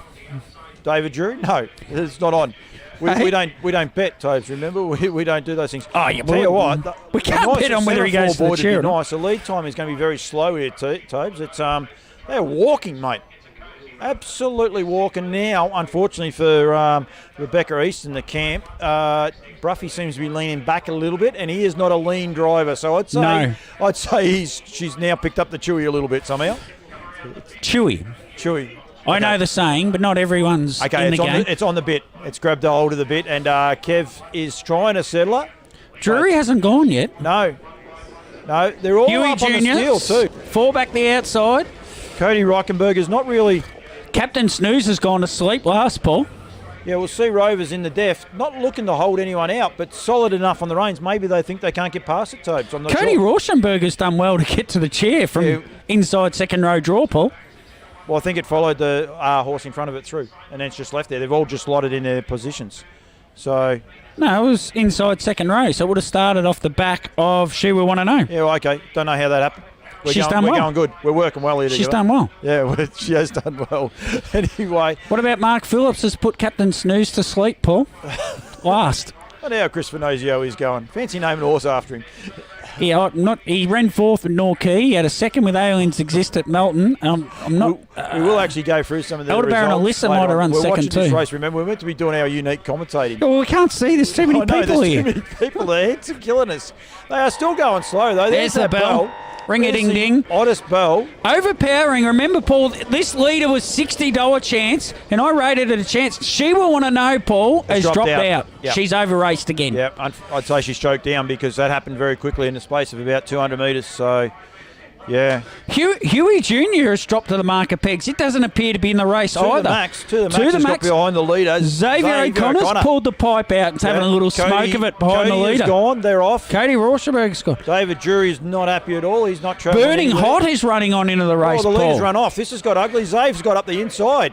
Oh, look at this. Xavier O'Connor, what's he doing here? He's putting on a clinic out there, the young man. They've moved out of his way. That was like us driving through Ararat when all those cars kept moving out of our way. It's a true story. He said a lot of rubbish tonight, but that one actually is a true story. I've never seen so many cars. There's about 5 cars pulled over in front of me. To the max. Xavier O'Connor, you're going to have to ask him how he did all the moves in this race because I haven't seen him. I don't think he'll know either. They were just getting out to do something down the outside. Down the outside. David Drury, if you don't mind. Very hard to see. And where did that come from? I don't know. I think he might have cut the corner or something. She would want to know. Bruffy just let her just jog to the line, Paul. Yeah, just looking after the horse. She choked down. There's no worries there. Choking down for the people at home. Choking down is... They cut their wind off, do they? Their air to their lungs or something. Yeah, they struggle to breathe. She'll be okay. As you said, rightfully so. Bruffy just let her find her own balance, I suppose, and just went along there. But the people on the favourite, if they'll listen to us, they would have thrown their tickets away because he was gone. battling down the back straight. Yeah, battling. and it went back the fence and ran into a bit of trouble, and then all of a sudden everything opened up, and it all worked out well for David Drury. Be very happy. Not a bad camp when the money's on, is it? Oh yes, it's not a bad. They don't miss very often, that camp. Although we did have a first starter at stall one day, and I said, "Geez, this horse, from New Zealand? What's the story of this horse?" He said, "Geez, it's trialled terrible, Toby. It got beaten in a trial at Mount Gambier by 50 metres. I have no idea why it's favourite," is what he said to me, and it got beat by about 60, 70 metres, and the stewards called him in, and they asked him the question. He said, "No idea. It trialled the same as it went today. I was just bringing it with a stablemate to give it a hit out." It's a good interview, actually. He's a very honest man too, and he is. Yeah, he's a journeyman too. He doesn't mind the long travels. He works as a builder and an electrician. Can't answer that one. Can't answer that one, Paul, what he does during his days, David Drury. But did you happen to see who that message was from? No, I didn't. I'll try and get to it at some stage. I got one at the same time. So that might be Daniel Hibbert. He might have finally produced our lead rate for the Trotters Cup. So you got it at the same time. Then it will be Daniel Hibbert. So David Drury coming back to scale. I did interview him twice, Paul, at Hamilton Cup last year. I interviewed him, I'm sure, a couple of times last year at the Mount Gambier Cup. So, no, that would have been... No, yeah, last year. Was I here last year or 2 years ago? Whenever it was. He loves talking to me. I saw him and he said, "I love talking to you." He's normally interviewing me after I've won a race. So he's going to be very happy. He is going to be very happy. He's coming to now. Zach's got into the cart. Nice horse. Steve Fennell's got into the cart. Fennell, sorry. You got your Zacks and Stevens wrong. Up on the toes. You might want to jump over, get the microphone going. Now, yeah, come on. Sort yourself out. We are actually going good here. Dave's going to come up right now, so this will be a good interview, Tobes. I hope one of your better ones. You've got to say exactly where the horse was with 400 to go, mate. Well, I don't know what happened. We lose him on the top bend there, Paul. We're about to find out. He's coming in here. Come on, David. Over there, over to my left. I know you love talking to me after you win a race, so this will be very good. Now, we've got a bit of a funny vantage point here. Down the back straight, you looked like you were dropping out. We didn't see you again until you ran past us winning the race.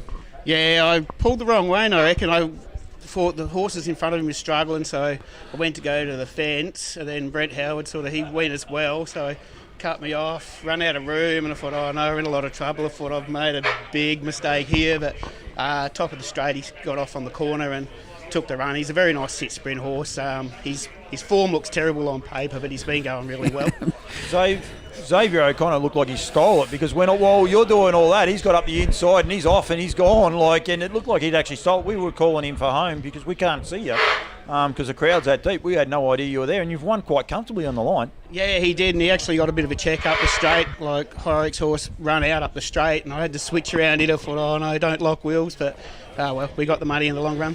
It was a bit of a hairy race. It was well supported. Don't worry about that. There'll be a lot of people jumping into the TV halfway up the straight. If they're listening to us, they give up because we gave up on you. We thought you had no chance. Down the back. So it was a good drive.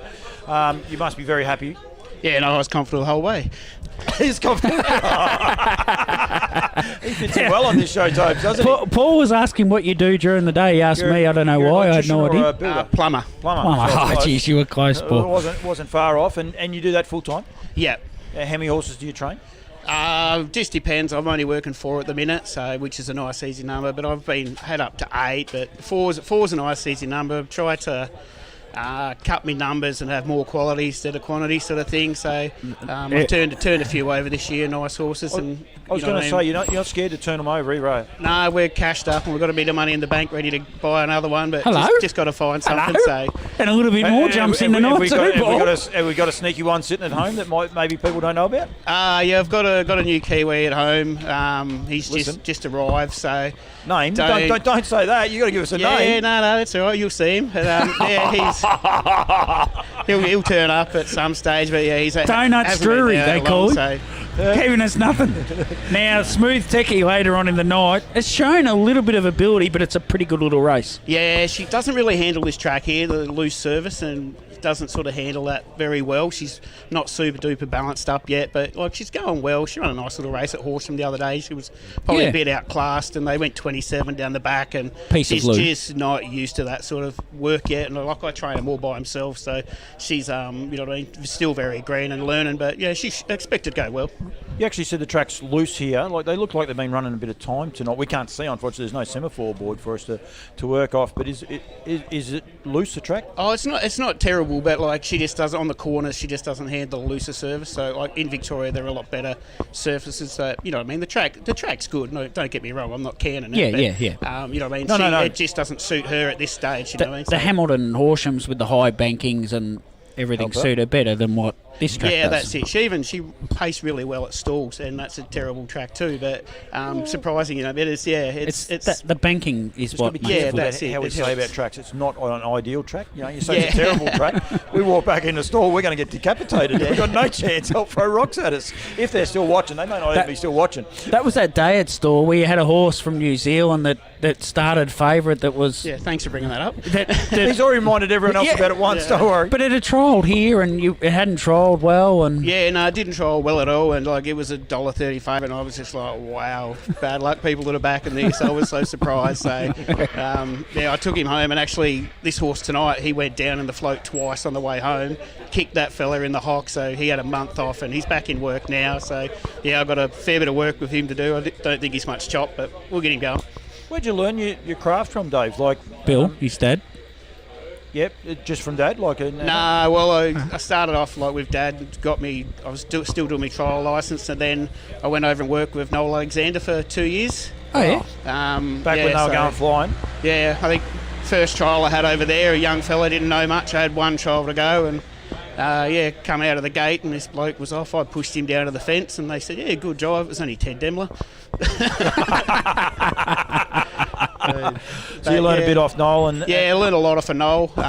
You know what I mean? I used to hang around with Noel, and a lot of baby work used to do with him, and control they were a horses. great stable back then, the young ones, weren't they? That was when they were totally fly. I couldn't believe it. We'd like the old man would never get a winner, and then I would go over there, and we went to Moonee Valley the first night. It was the first week I was there, and they won the Young Buck. Some other had like 3 horses in, had 2 winners and a second, and they weren't happy because the one run second. I was like, oh geez, this is unreal for me. I'm not used to this. So I've done that. Done a bit with Kevin Brough. He taught me a bit, and then I worked in Geelong for Tony Mallia, which is I learned a lot from Tony. He's a very good trainer.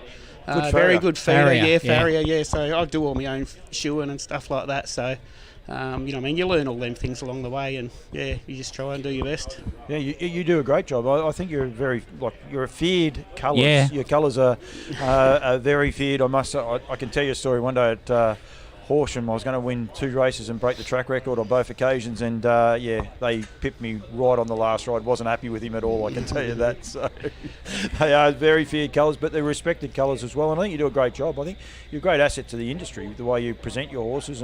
They're always very competitive in their races, that's for sure. Yeah, I'm pretty sooky. I don't like it when they go bad. Hey? I don't like it when they go bad. I'm pretty sooky. And to win a race on Cup night at Mount Gambier, your home track.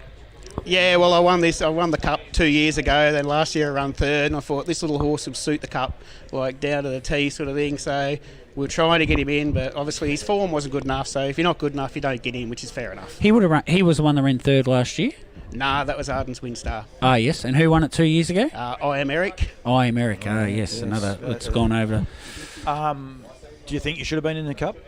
Well, It's easy now, but if your form's not there, it's not there. So you can't, discourage the handicap. It's like he's been racing in good races and he's had no luck. At Horsham the other day, he was 3 back the fence. The horse in front of him stopped, carted him out of it. The driver jumped off. He said, "Geez, I'm following this horse next up." And I said, "We'll keep an eye on him. He should be in our Cup." But the noms are too strong, and he missed out. So yeah, Which is a good thing. yeah, well, that's it. At least we still got to win.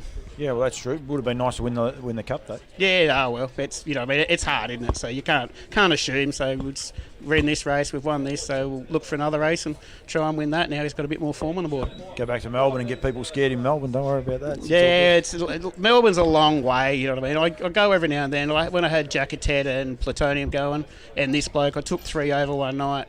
Plutonium won. Jacketet run third in the same race. This bloke was in like a Group 3 race and just out of class. You know what I mean? He just wasn't good enough. So The VHRC Caduceus thing. Yeah. He was in the last race. You're It was first and 11 last. o'clock. I reckon you were first and last, were you? Yeah, we got stuck at the border at 4:30 in the morning. We didn't have. Mum had her passes to get over, and us two didn't. We thought it was all good, so yeah, we had no service trying to get back over the border. 4 o'clock in the mornings, like oh no.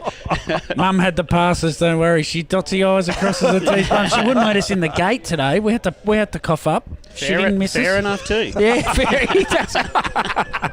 He's Apple don't fall far from the tree, does it? All right, Dave. You've probably got to get back to a horse or two or something. Have it So. unyoked. Mum will have it unyoked. She'll have someone there doing it. Hopefully, Mum's got it all under control. So yeah, I've got to go get Smooth Techie ready. So hopefully we can get going again. Hopefully we might see you later after that race. Yeah, hopefully. All right, good on you, Dave. Thanks very much for your time, mate. Cheers. It's been Thanks, great. guys. No worries. That was fantastic. Nice to get a bit of lip too, Paul. And Thanks, Dave. Good to hear he does a bit of farrier work too, because I am working on changing your shoes after what Jackie Barker said. Don't go there. It's interesting, no, the track, because they do look like they're running time. He just said that bit loose and that little bit shifty. But Just doesn't suit that horse. Yeah, that's right. Yeah, so I think the track's going good.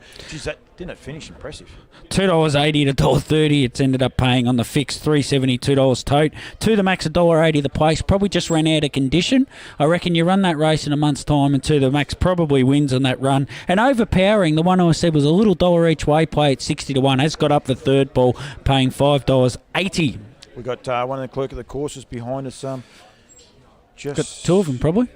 Just having a little bit of a... The next race is the Cup, Paul. It is the Mount Gambier Gold Cup, sponsored by Matthews Petroleum. Highway to Heaven. You're going to do the tote, are you, very quickly? I'm just going to try and get some results up in a sec, but are you going to go through the tote? Yeah, or you can get some totes up. I'll go through the tote, and you go do whatever you do with your computers and things, and I'll keep the show. I'll keep the show going. going. Some carbine gifts by the looks. No, maybe not. We're not sure. We're missing out. Someone is. So Highway to Heaven, $1.50 and $1.08. It's the nominal horse to beat here, Paul. Highway to Heaven. He's coming off 3 wins in a row. I think he just leads. Jason Lee didn't appear overly confident earlier, but it might have been Poker Face Lee. I think it wins. It's nearly impossible to see it getting beaten. Congo Line, number 2. It's going terrific at the moment, Paul. Not sure, though, where he ends up. I can't see him getting across Highway to Heaven. $19 and $3.10. I'm sure Barry and Jason Finnis would be absolutely delighted if they could win this race. Be the one, Tobe. Xavier O'Connor, he would like to have the same sort of run as he had just there before, I would imagine. $18 and $3 a place. We'll need to run in this class. It's another horse. Hasn't raced since November when it did run a good second to Sea Lover, but it'll need the run here, Paul. Absolutely. Kenya. Neil McKellum takes the reins here for Aaron Dunn. $8.50 and $1.95. We saw Mr. Blacker. He was up and about a little bit earlier on. He's coming up for an interview, isn't he? Yeah, he's coming up, dishing out some cricket lessons as well. Look, it had every chance to beat Highway to Heaven at Horsham and couldn't get it done there. So I find it pretty hard to see Kenya beating Highway to Heaven here. Pebble Sands, Scotty Pascoe. It's just too tricky a draw, Paul. Its form's okay. It's been going okay, always has. Barry Finnis trains this horse, but I just think the draw's too tricky, and it's probably the outsider in the race. Good faith for Jackie Barker. Can we get her up here for a third time tonight? There'll be a lot of people barracking. Well, $26.370 is probably a little bit of value for Good Faith now, Paul. Just on the basis, it did run third in a Victorian Oaks heat and eighth in the final. Its form, this preparation hasn't been the same, but we heard from Jackie Barker earlier in the night that it's taken the horse a fair while to get really fit. She sounded a little bit confident, and let's face it, the stable's flying with 2 wins.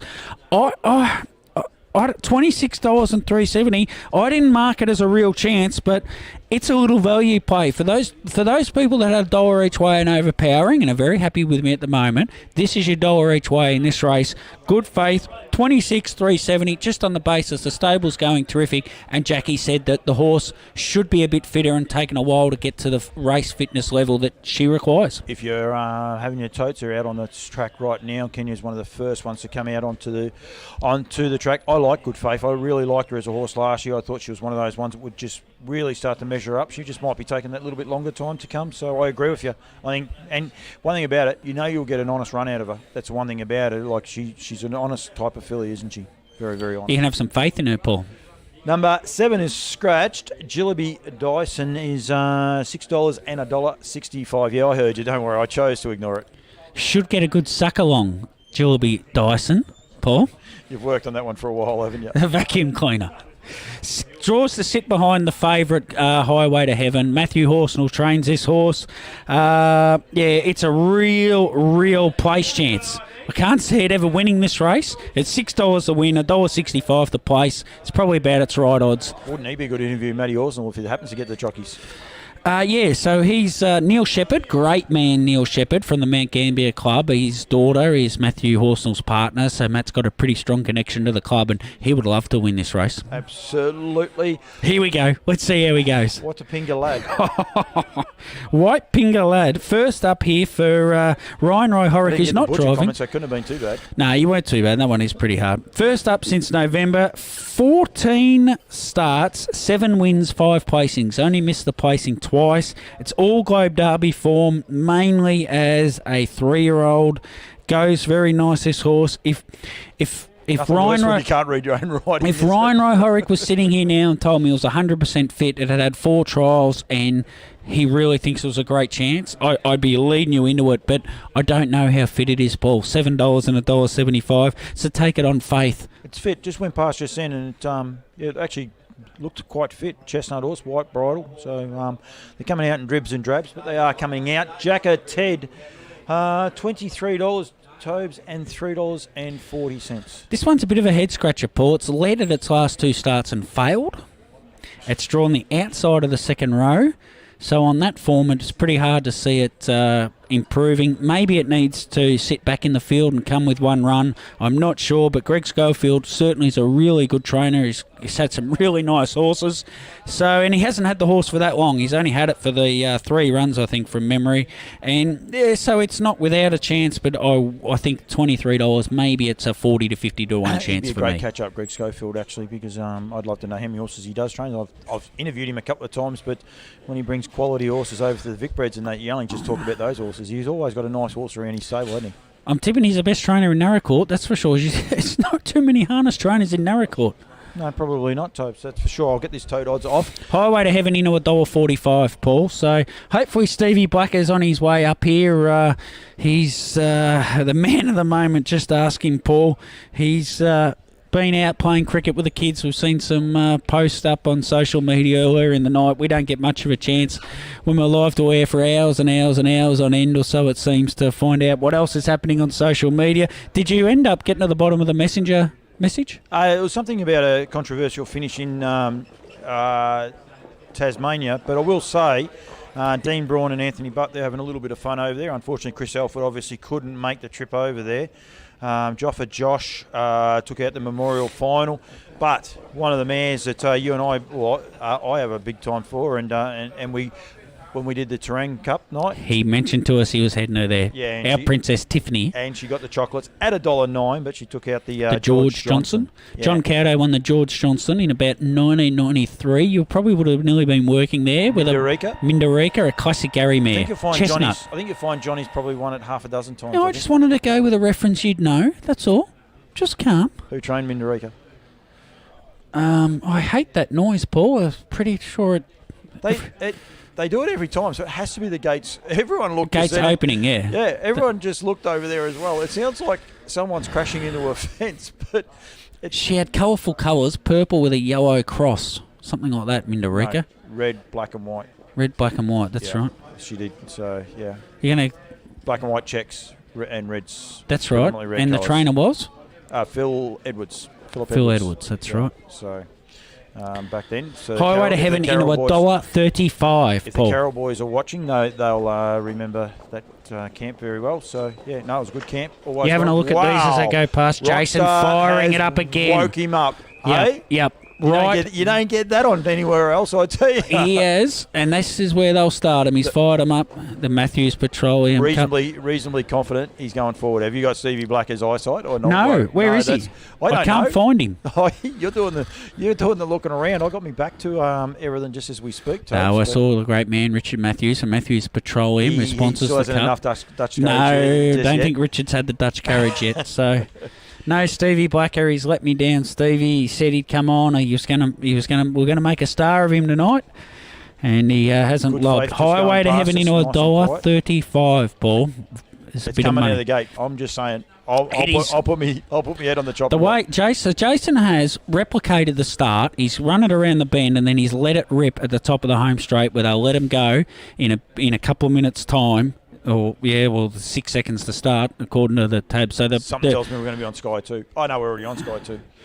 We're on Campbell's comments. Don't you worry about that.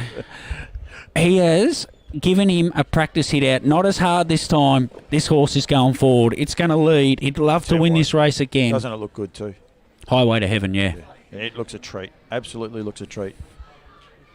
He knows what he's doing, Jess. Look, he's eased him off again, Paul. This race will be running late, and we've got a 22-minute gap to the next race.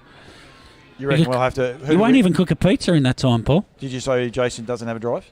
Most of the others do? No, you're not sure. That'll be where Stevie will be, mate. Stevie will be getting his horse ready, unfortunately. We promised the world. We've delivered an Atlas Topes, but that's okay. Well, I let him know yesterday, so he had plenty of time between yesterday at 5 o'clock and right now to have those two horses ready in their stables, Paul. We should have got him up earlier. It's just a little bit hard. We're on our Pat Malone, but we're going okay, I think. Self-praise is our own recommendation, isn't it? Oh, I think somehow we'll work it that we tipped every winner. You think we can get around to saying that? Somehow we'll pan it off. We have a Barker, one of the Barkers actually watching us. So Andrew Soper likes me video. You know why he does that? Because it has the Campbell's comments on. Well, we're going to get the national anthem. We're actually going to stand up. So we'll have a minute's silence here, Paul. Can we be quiet for a minute? We can definitely. 9-year-old girl singing the anthem. Can't get her on shot. Maybe I might be able to, Topes, if you just have a crack.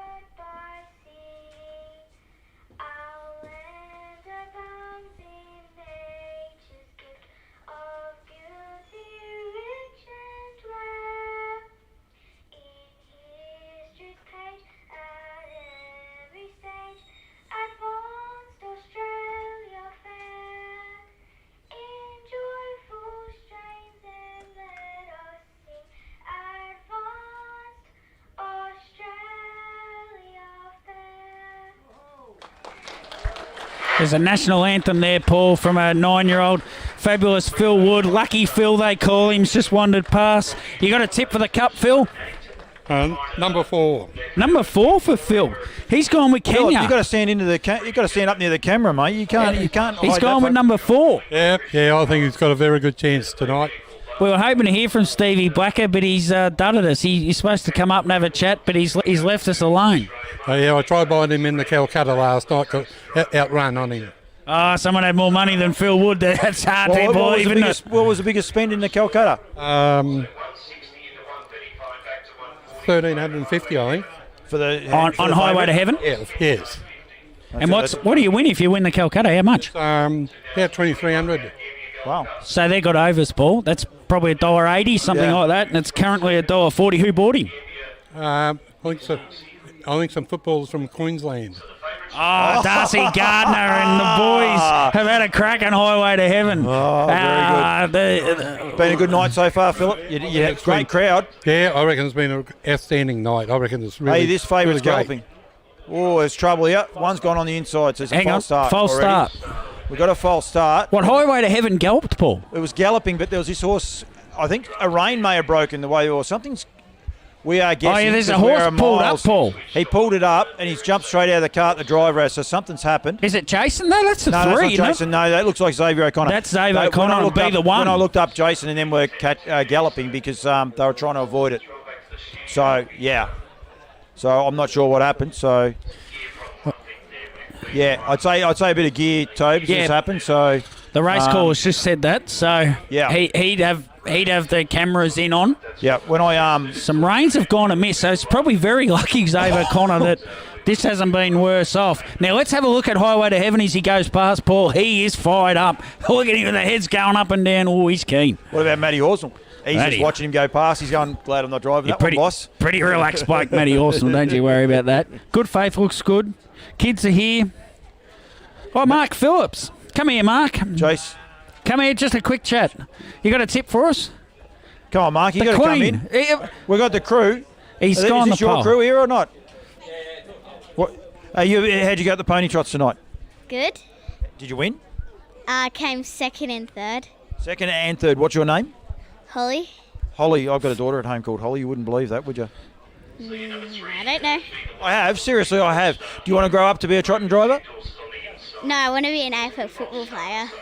This is a harness racing show. You meant to say, yes, I want to grow up to be a harness racing driver. What team do you barrack for in the football? Hawthorn. You're losing badly. It's a Carlton show. You're in all sorts of trouble. Holly, you go and watch the Cup, though. Good luck to you, and hopefully one day I'm interviewing you on the trotting track. Yeah. Thank you very much, Holly. Princess Holly, Paul. Princess Holly. If Mark Phillips is married to the Queen, that has to be... And Oscar. Oscar. Oscar, you going to be a trotting driver when you grow up? Yes. Yep. Very, very good. There we are. Some of the future guys. They're very, very young. Some What's young your royalty, name, Paul. Lottie. Sorry? Lottie. Lottie. I used to have a horse called Lottie. You wouldn't believe that one either, would you? No. Juanita Breen's got a horse called Lottie, Paul. Yes, too. No, I don't now, but I did. Scout's honour. Problem was I was never a scout. You can't. It's a sea of heads up there, Paul. There is a sea of heads. I think the horse has made its way back, so whatever the gear was, it's okay. It's rectified. So, I'm on the wrong camera, Tobes. I've actually got to swap the camera around. Can you come and just stand inside the camera and I'll flick the cameras around so then we can get a little bit better because it's the people are that way. So, yep. Yeah, it'll be fine. If I swap the other camera around, we'll be able to get the other people. So they're not. Their mobile is. Where is the mobile? It's behind the. Yeah, the mobile's in position. The horses are circling, so we're still a minute or two away from start time. Highway to Heaven's into $1.40 now, Paul. Any other real market moves? Let me have a look. So Highway to Heaven opened $1.20. It's now $2.20. It's into $1.40. Nothing else has really come in. Kenya's drifted $7.50 to $9.50. Stevie Blacker, there's a false start, and all he still gives us nothing. Jillaby Dyson $5.50 out to tens. It's $2 a place. Jillaby Dyson, not a bad little place bet. Good Faith $21 into $21. We'll keep an eye on Jason Lee's horse because it was fired up. He fired it up a couple of times to get it off the arm. Yeah, too. but it's not fired up now. It's just That's what I was walking gonna say. around We'll just calmly. wait and Walking see around it scores calmly, up. So, Paul, for yeah. the punters at home. Oscar wants to be a TV star. I reckon that's what Oscar wants a bit of Tango Bravo. Yeah, he does. He wants a little bit of Tango and Bravo. Hey, I got to laugh. He's here all night. Don't you worry about that. So runners are scoring up now. We've got one out the back galloping, Tobes. Not sure who that actually is. Can you see who that Nah, they're all good, Paul. They're all heading there. It's caught up now. Was galloping. Mobile goes off slow. Highway to Heaven's just got its head down in its chest, Paul.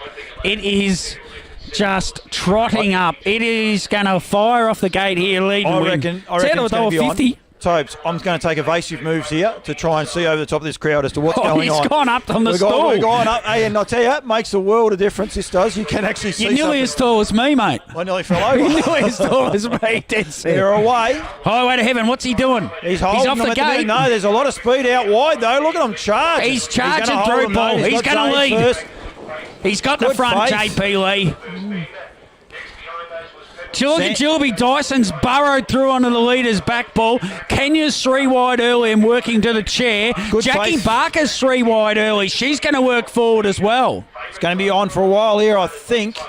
No, Jackie's going back now. Jackie might have got the no from Neil McCallum, I think. So Jack's grabbed hold.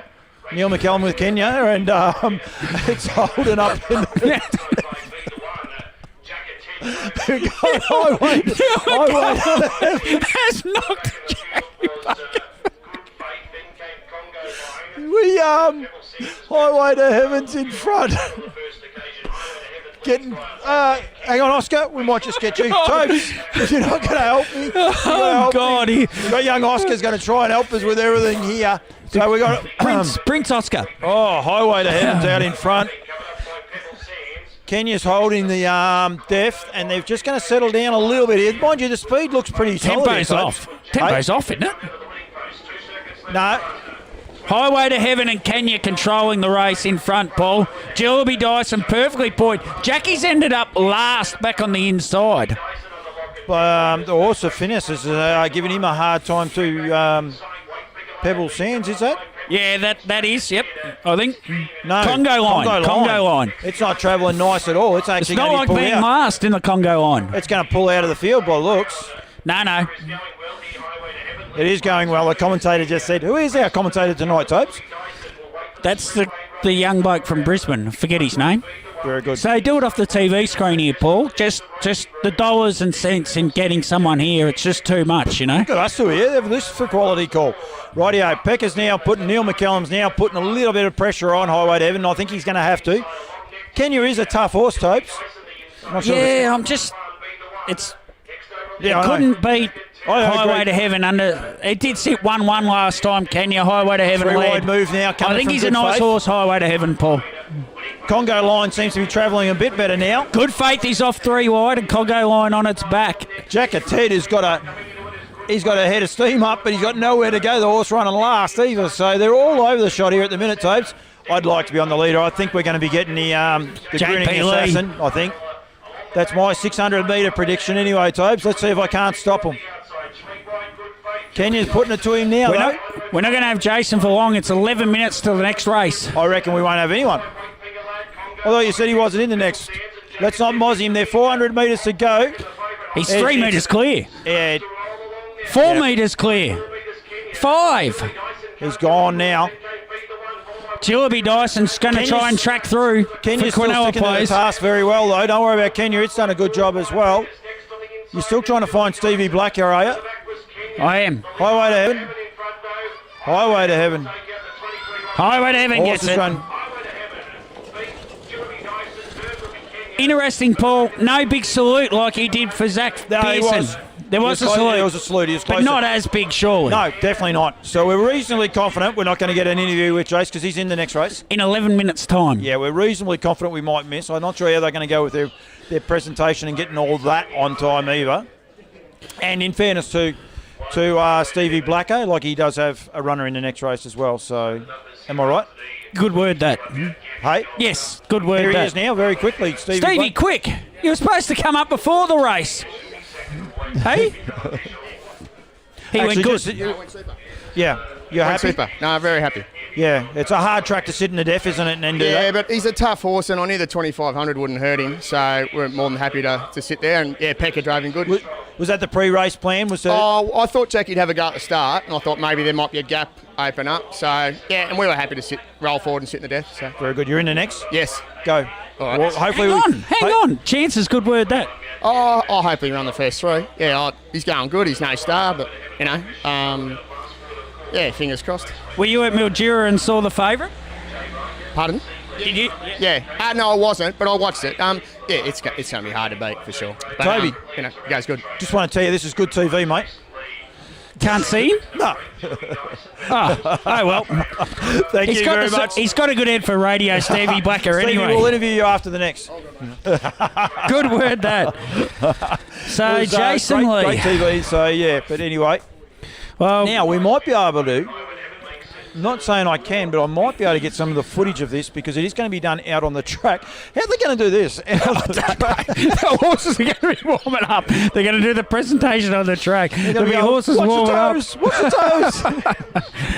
I think they'll delay this race. This next race, obviously, Paul, is going to be delayed. Highway to Heaven. Totes aren't through as yet. There'll be no all clear, Topes. The horses haven't even got back. Oh, haven't they? Topes has got a bit dirty. That causes a bit of an issue with all clear, doesn't I'm it? going to switch screens, so they're going to have to put up. Actually, the 9 went very good, Topes. I was watching it get home. Okay, what Pinga lad? Yeah, no, it goes nicely, but I think first up, Yep. you had to think it was a chance, though, coming all this way. Like, you wouldn't run a horse first up all the way from Adelaide down. Kind of what might have happened at the start.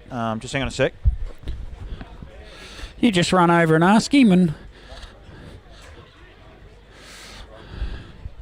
they're all out Jason will head straight over to the presentation, I'd imagine, although he does have a drive in this race. We may get a quick word from him.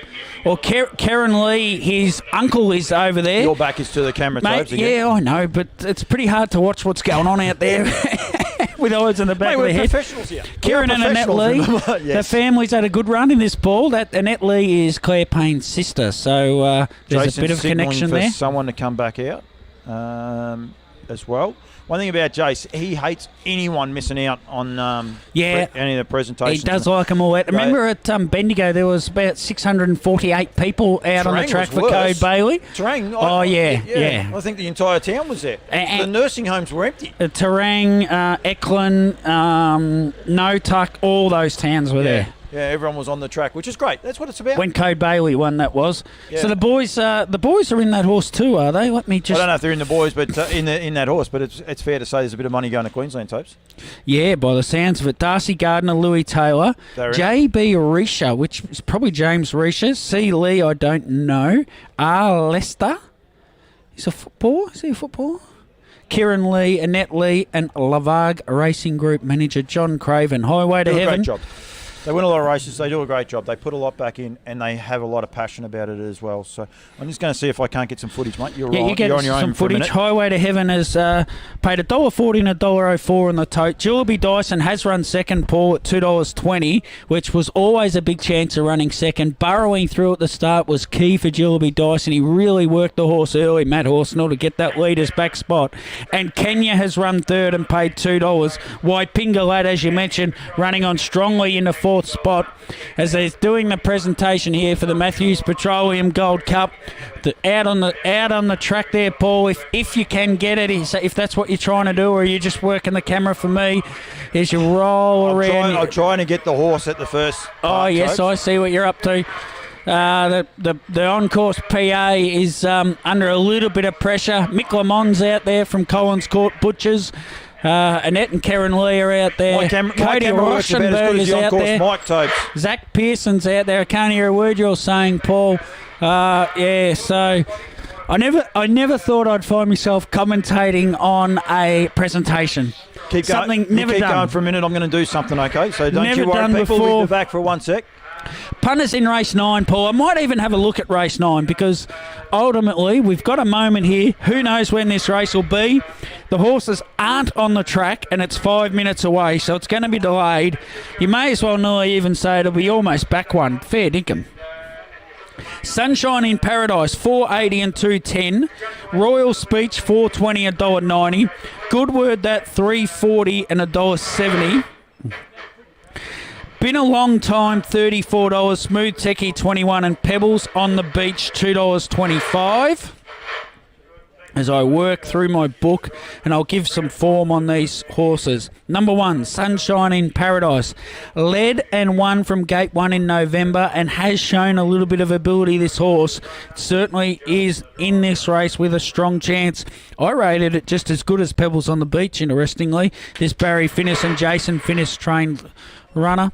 I've got the on-course presentation anyway, Toad. Got a little bit happening, but that is not my microphone, just if anyone's there wondering, that's for sure, Topes.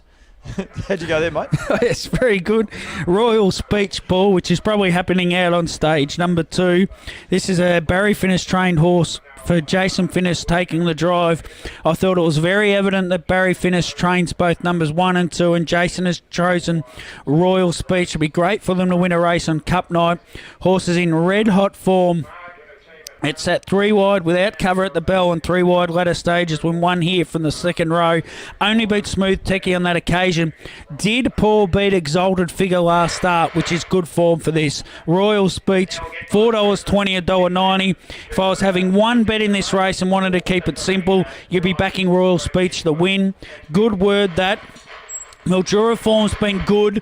I think Stevie Blacker was playing it down a little bit. This horse is clearly, for me, the second top pick in the race. It did run 4th last start at Mildura, where it locked wheels and carried a flat tyre. So you can put a little line through that. It's out of the red-hot Aaron Dunn stable. $3.50 and $1.75. If you're feeling a little bit like you want to play something at a bit exotic style, Paul, if you're thinking exotic, 2 and 3 Royal Speech, good word that, in a Quinella.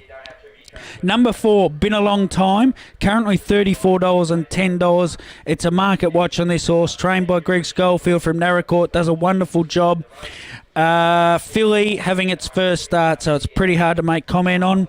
Number 5, Smooth Techie, $23 and $7. Has shown a little bit of ability. We did hear from David Drury, but don't expect it to be winning this race. And number 6, Pebbles on the Beach. This horse, 3 starts in its career, four now. It did race at Mildura during the week. It seems amazing that the horse has gone from Adelaide to Mildura, and that was only 2 days ago. It comes here tonight, another 4-hour trip for Pebbles on the Beach. It went okay. It's parked at Mildura, went behind Twisted Bliss. Very short back up. I just don't think everything points in the direction of it. It's $2 and $1.30. Jason Lee is out on the track at the moment. He's the only driver on the track, so he's doing the presentation. He's on his way back. He's got a little hobble there, Jason Lee. He might be a little bit sore. I'm on that camera there. Jason Lee, just with a little bit of a hobble. He's marching his way back. This race down the start in 1 minute 27, Paul. What chances?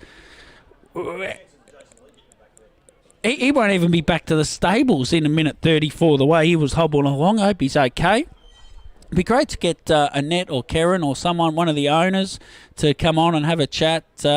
Unfortunately, of course, Jason's back to drive this horse, so we're not going to hear from him after winning the Mount Gambier Gold Cup on Highway to Heaven.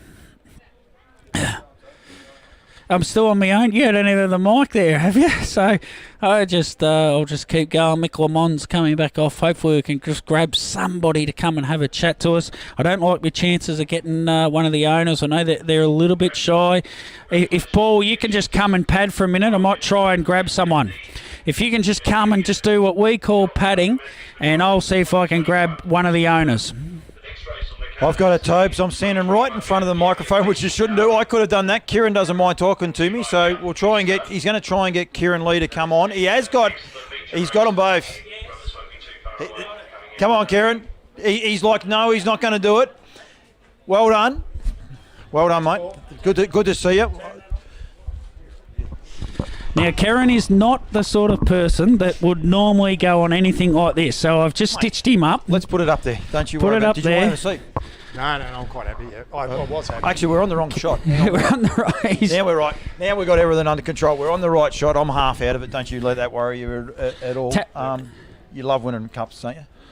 Yeah, well, look, for a lot of years, we didn't even win races. I was somewhere else. We won a few races, but, since being with Marg and who is my sister-in-law, I was lucky enough to be in this horse, and obviously I was in Code Bailey, but it's all syndicates. It's just small shares, but it's still great. That's half the battle, though, isn't it? It's small shares, not a big outlay, and have a lot of fun. I think that's the way to go. If you can afford it and just take a small part in a horse, you've got a chance to get to win a Mount Gambier Cup or a Trent Cup or something like that, whereas on your own it's near impossible. We were being a bit cheeky there before. Myself and Tobes were saying about the crowd that you had with Code Bailey out on the track at Terang that night. Like, you had the entire town. You had, like we mentioned, might have been half of Melbourne might have come down, and we're on the track. But it is a big team effort, isn't it? And Jason, we pointed out there, people couldn't actually see it, but he was signalling for someone else to come out. If there's anyone that's part of the team and they can be on track, he wants them on track and want to have a bit of fun. Yeah, exactly right. And it is team, and it is family as well. So the more they can get out there and the more they can get involved, all the better. Absolutely. The runners are coming out onto the track. We've got no idea what time this is going to go. Topes, if you notice, if you have a look at the camera, Kieran keeps edging around the back of me. He's not bad. He's trying to hide, isn't he? He doesn't. You go back that side on the other side of Topes, and then you cannot get out of it. You got out of it, don't you? Yeah. It's not funny how they quieten down when you point and say, you can come out here, Annette. Don't worry about it. No, she's happy in the background. It must be a lot of fun, though. Oh, look, unbelievably so. And look, you come across here, you're lucky enough to win your cup, you stay the night and you go home, you know what I mean? But just the night itself. We're driving home. We're going to get a Charlton tomorrow, so we're heading home. But well, that's tough too. I was just talking to Jason and that about that then, and look, they've got to be gone at 8 o'clock in the morning, get home tonight, feed up their horses, and head off to Charlton. I think Matty Horsnell said at 8 o'clock in the morning. So it is tough on those guys, you know what I mean? So But they love it. That's one thing about it. Well, they do, yeah. It could be tougher. They could be milking cows for a living, Kieran. Yeah, well, mine are out at the minute, but in another 10 days they'll be going again. So, well, they do milk a lot of cows too, but I don't know how much Jason does. But, he tells us he does it all. No, he doesn't touch the cows. I don't think. No, he's too good on the horses, so he's better off to stick that way. Yeah. So the cup goes back to your place, or do you have to? There's a heap of owners, but you've got it pretty much under your lock and keep at the moment. Will Darcy or someone get a chance? I got the Bendigo Cup one, and Marg took the Trang Cup one. So hopefully, Darcy or Louis or someone else in the syndicate will take this one. Were you privy to the Calcutta? Were you aware there was a Calcutta on last night? No, I didn't. There is a rumour that some Queensland footballers may have bought him in the Calcutta. So another couple of thousand jumps in for him. Darcy and Louis, I'd say, that's probably right. Oh, it's right. Don't worry, we were told. Well, you've got to get some money somewhere. It's only paying $1.50. So. The background on this horse, and I know it pretty well, he came over from New Zealand. He just wasn't quite right and wasn't eating so well. His condition wasn't great. He had, I think, one start from memory, tipped out for a spell. He's come back so well this time with 4 wins. Yeah, look, he has. And, they weighed that up pretty early, that things weren't right. So they spelled him, gave him a good spell, and, look, he's come back the horse we thought he was going to be.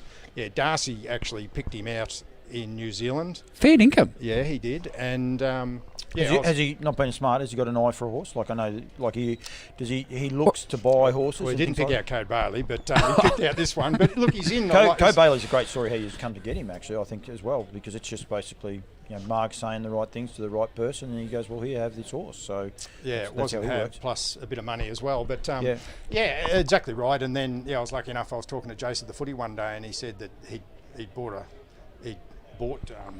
Code Bailey, and do you want to share? And I thought, well, I'd seen him early days, and he was a very nice, probably one of the nicest looking horses I've seen. So took a share, and lucky enough, it all fell into place. Just quickly, where is Code Bailey at? Just started fast work now. Yep. So he's a chance. Jason said about. Oh, and look, there was nothing wrong. He's just tying up. Yeah. So nothing serious. So he's about 5 or 6 weeks off trials, I think they said. And there's no rush because there's no real races for him. So when he comes up, he comes up. Yeah. Whether they go to Queensland or something like that, I don't know. But they won't rush him. No. Cattle might have to go out again if he goes to Queensland. Imagine the football. I tell you, HRV, what's his name? David Brick. If he goes up there, it'll be Brisbane Lions everywhere. He's Brisbane Lions, isn't it? Yeah. So I'll be in trouble if it's not. So I'm not big on me football. He's still hedged back around me, Tobes. He's probably. I can't believe I got him on for starters. I reckon that too. I didn't know. He come through the gate there, and I thought he was just coming to congratulate me, and then I thought, hang on, he's stooped me here.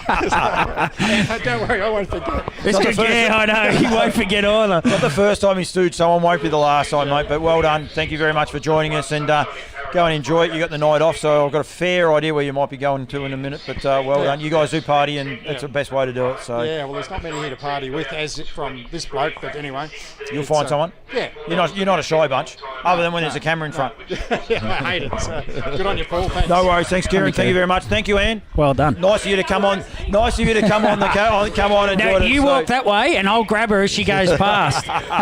No, they won't. They're a family who are really proud about how they race it. Sit down, Paul. Sit down and relax. We've got another race about to happen. Yeah, I know. Well, actually, mind you, we're going to be able to see this one. The crowd has dispersed a little bit. They're back on track. Tobes, we've had a little bit of feedback, which is great. I don't know how much. Well, it was while right. you're getting that up, Royal Speech, Paul, $4.40 out to $6.50 into $6. I really liked Royal Speech in this race. It was my top tip. Good word that I rated nearly just one peg below Royal Speech. It's currently $5 fixed. Have a little something on the 2 and 3 here if you want to have a little Cornella. I can see the favourite getting beaten. It's $1.65. I'm basing this at second up off a long spell all the way to Mildura, back home, all the way here tonight. It's a big task. Wouldn't be here, though, if it wasn't right. It's a good camp. So, Daniel Hibbard likes the show. We've had some funny comments as well. No. Chris James Walsh, love the work. Chris Walsh, he is associated with Barker's. Thank you very much, Chris Walsh. Drove for that great creative job. lad at Ararat. Claire Weston. I'm not going to read all of yours, Claire, because they roll into each other. But we can say the photographer is. Where is he? He's been asleep. Is he coming tonight, eh? I hope he's here. I do definitely hope he's here. And we've had plenty of people coming backwards and forwards. So it's been here's the mobile. Good night. Two or three. The boys are going. But you want to be quick. Rolling. You want to be very quick. I don't think you're that. They're quick. on. They're already on. Very good. Jackie Barker's got a handful of horses. They're going to be released over the back straight, Tobes. We'll be able to see this. Yeah, this is see this one. This is a revelation. We can see what's going on. We had a scene where they were. And the crowd's dispersed. We might even see him in the home straight. We might even be able to switch cameras in a minute, Tobes. I might be able to get the last. I'm not allowed to do that. No,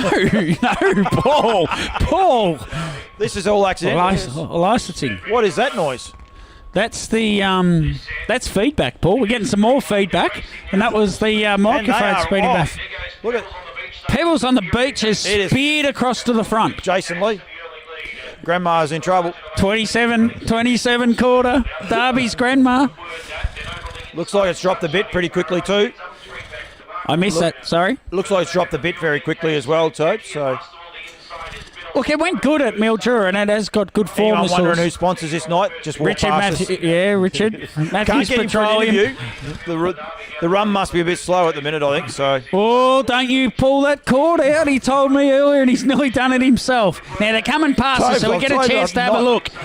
Pebbles on the Beach has led. Jason finished with a Royal Speech, has set up camp behind the leader. And good word that, Paul, is sitting camped in the chair, but Stevie Black is not putting any pressure on as you go do what you want to do. I was going to say, you're on your own for a minute. So just tempo's moderate. They're running sort of 33 pace, I'd say. No, we don't get the sectional time, so down the back they roll. Back and I got a bit more lead. And the leader's doing it comfortably, Paul. He's actually looks like he's quicking up a bit though, doesn't he? Is this the last lap? No. They've got another one after this. Yeah. That alarm thing didn't go off, did it? No, I didn't hear that bell. That's a bell. How good are we going? I wonder if the bell comes through the broadcast, because it's just really not a bell, is it? It's more of a ring. I swear I've got an audio issue about that. Richard Matthews is having some courage. We might get him on after all. We might get him.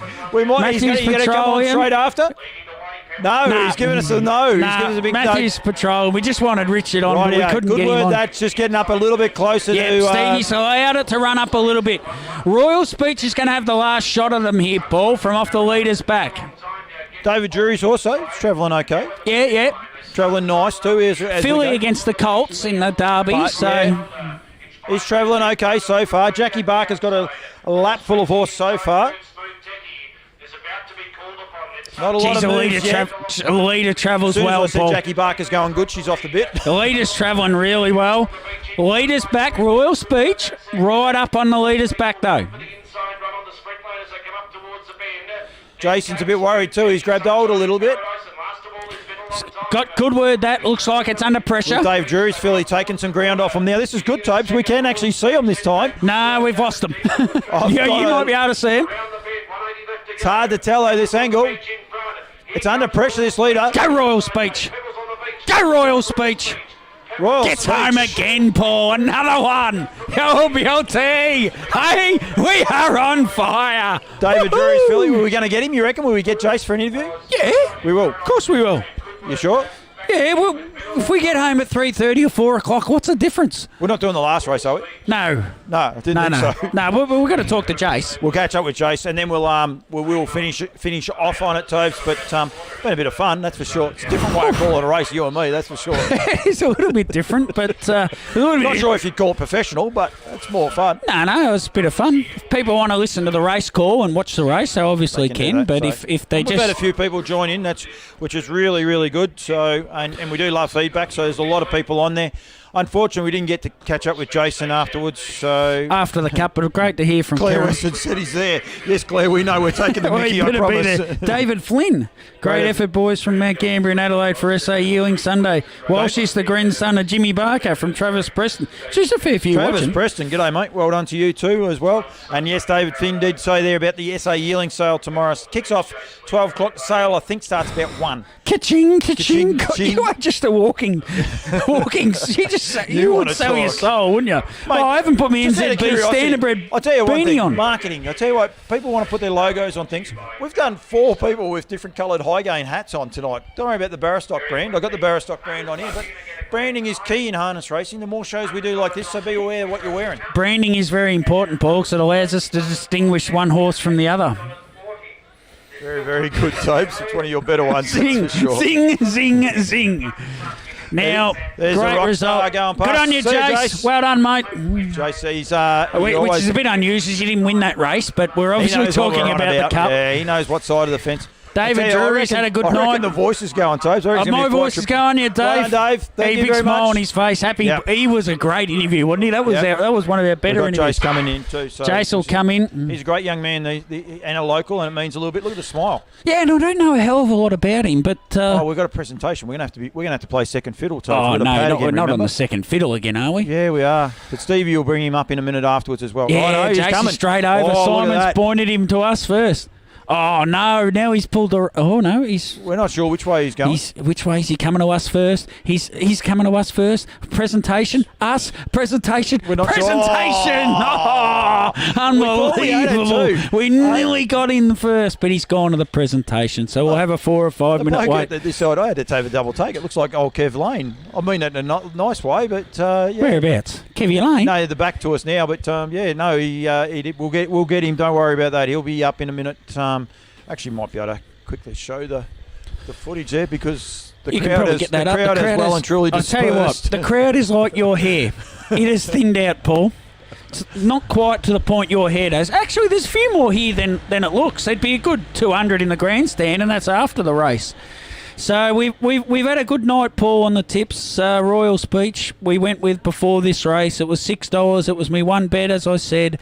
It's got up. We won't ever forget Creative Lad. $51 it opened. $51. Unbelievable stuff. Creative Lad.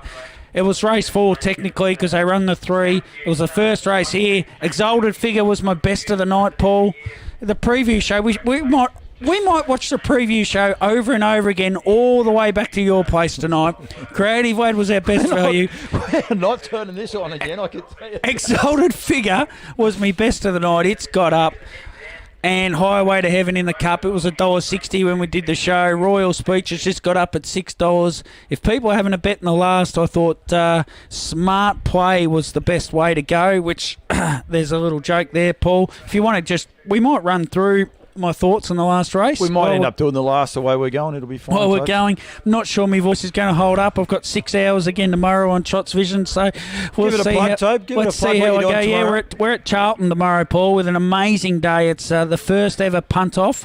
So we've got 10 professional and amateur punters, a group. So 10 teams. 10 teams, and they've got $750 to spend each. The winner takes home a bonus $2,500. They keep whatever winnings they get out of that $750. They supply that $750, the punters, and it'll be very interesting to see how they bet. I've spoken to a few of the punters this week, and there's going to be some different tactics, different way people are going to play it. So that'll kick off from 12 o'clock tomorrow until 6:30. So I've got 6.5 hours on air tomorrow. She going to be a long day. There's a random chance we might be recording on Loose Lines afterwards, but I reckon that's a big chance of not happening myself. So you reckon I might be done? I might be done, don't worry about it. Yeah, I think we might both be done. I'll be looking for the bar, I reckon, by about 7 o'clock tomorrow night. Daniel Hibbard will be joining and helping me out.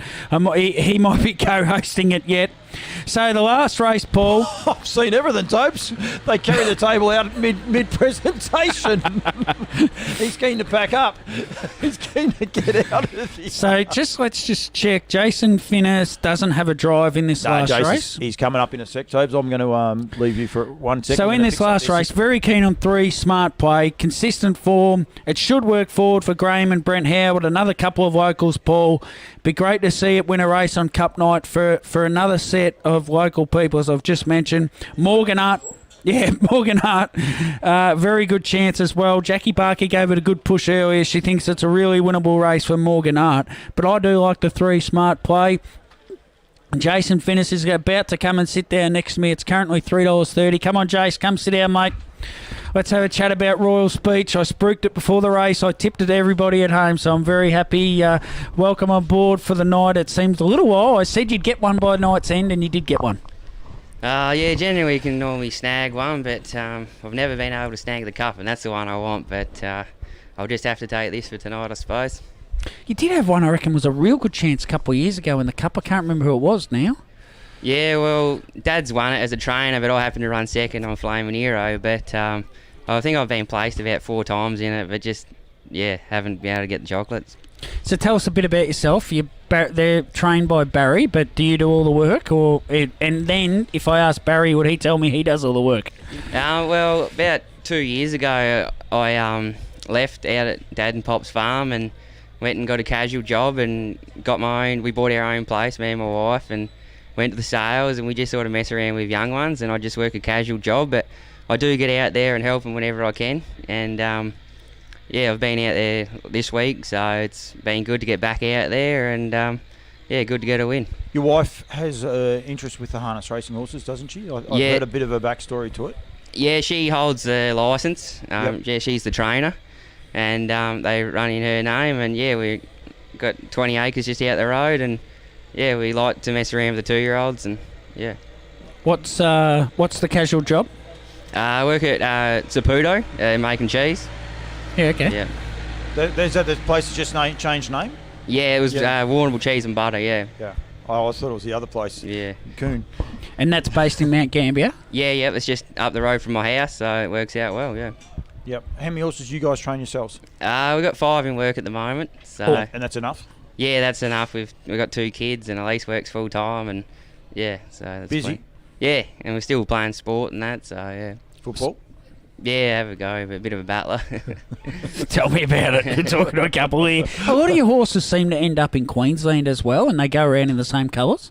Yeah, that's my grandfather. He's been the backbone behind us all. The last 15, 20 years we've been going around quite regularly, and he breeds about 10 a year, and this year he's putting a few through the sales. He's getting a bit older and trying to wind down and get rid of some, and there's some nice ones there tomorrow in Adelaide that I wish we were keeping them, but Pop's at that age now, and I've moved on and doing my own thing that we got to sort of scale down a bit. So you're selling a couple tomorrow? Yeah, Peter's selling 3 tomorrow. Yeah, and I wish I could have all 3 of them, but just unfortunately we got to slow down a bit. No, your Pop would tell you can have all 3 if you're the highest bidder. I think that we'll head up to Melbourne and probably buy one for our stable, I'd say. For the nutrient sale? Yeah, April 10 and 11, did I mention that one? Yeah, give that a What's plug. that other word? Cha-ching? He can work. So he's got a few sponsors, and he works them into everything he does, and you have just absolutely led him into one retreat. So hang on, you've got something picked out of the nutrient sale? It's a good sale, actually, I isn't it? sort of go there with 25 to look at, and then, work from there. Look at all 25 and try and get them down. It is a good sale. The sale tomorrow, though, too, it's a nice sale. I've got the Hula books here, Topes, if you're looking for something. But it's got some nice horses. Checking my brother's messaging me what numbers he's got. 247 and 290. Barn B, they're in. Barn B. 290? 290, yeah, you've done well there, Paul. Pull that one backside.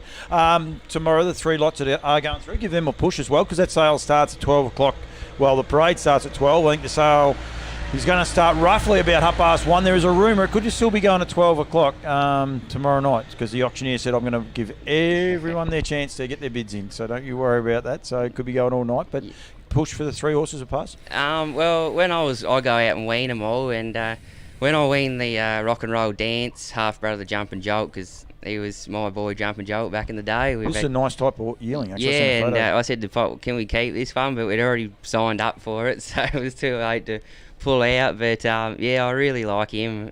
Like Jump and Jolt, he had some nice speed, and and I like the Rock and Roll Dance cross as well over the Modern Art Mare.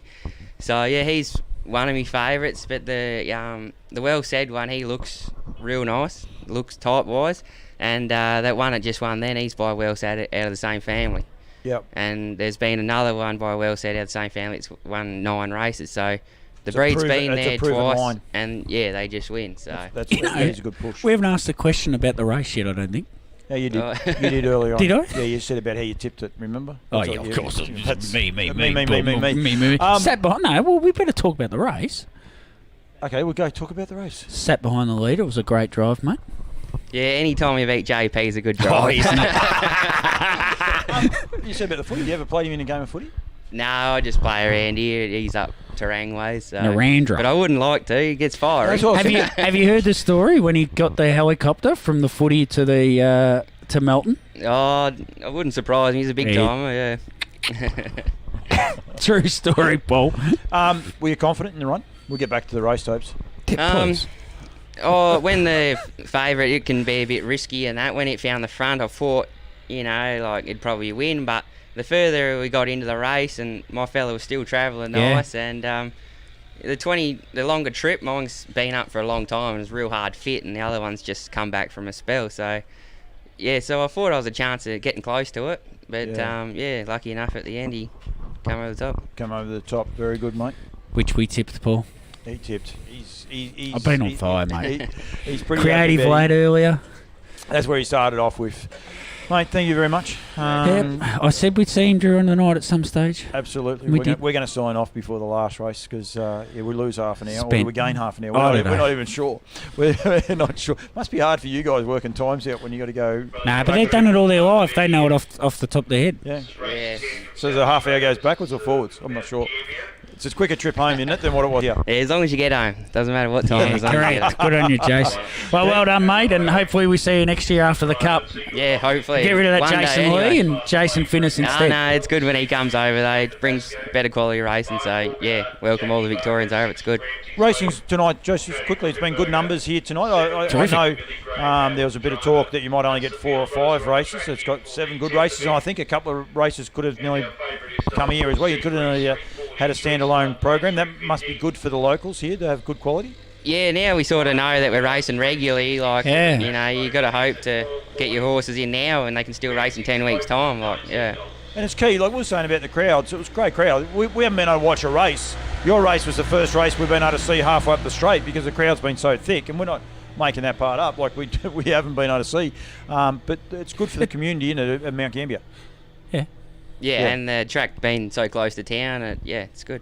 And great point he makes. So they're racing year round now here at Mount, pretty much, I think. Yeah, so, we hope it stays that way, Which means instead of the 4 or 5 month season it used to be, so horses can just keep going all year round, which suits the Jason Finnises and the David Drury's and everyone here, the Stephen Fennell. So hopefully the sport can grow back up to a point where there's no more Port Pirie and Mount Gambier, and there's just 8 or 9 races here every fortnight. That'd be a great result. That'd be ideal. The end result is harness racing's better off as well, because we need as many races going as we can. So that's half our battle. We'll just move the state border and get them in Victoria, and then we'll be all right. Can we do that? We can do anything.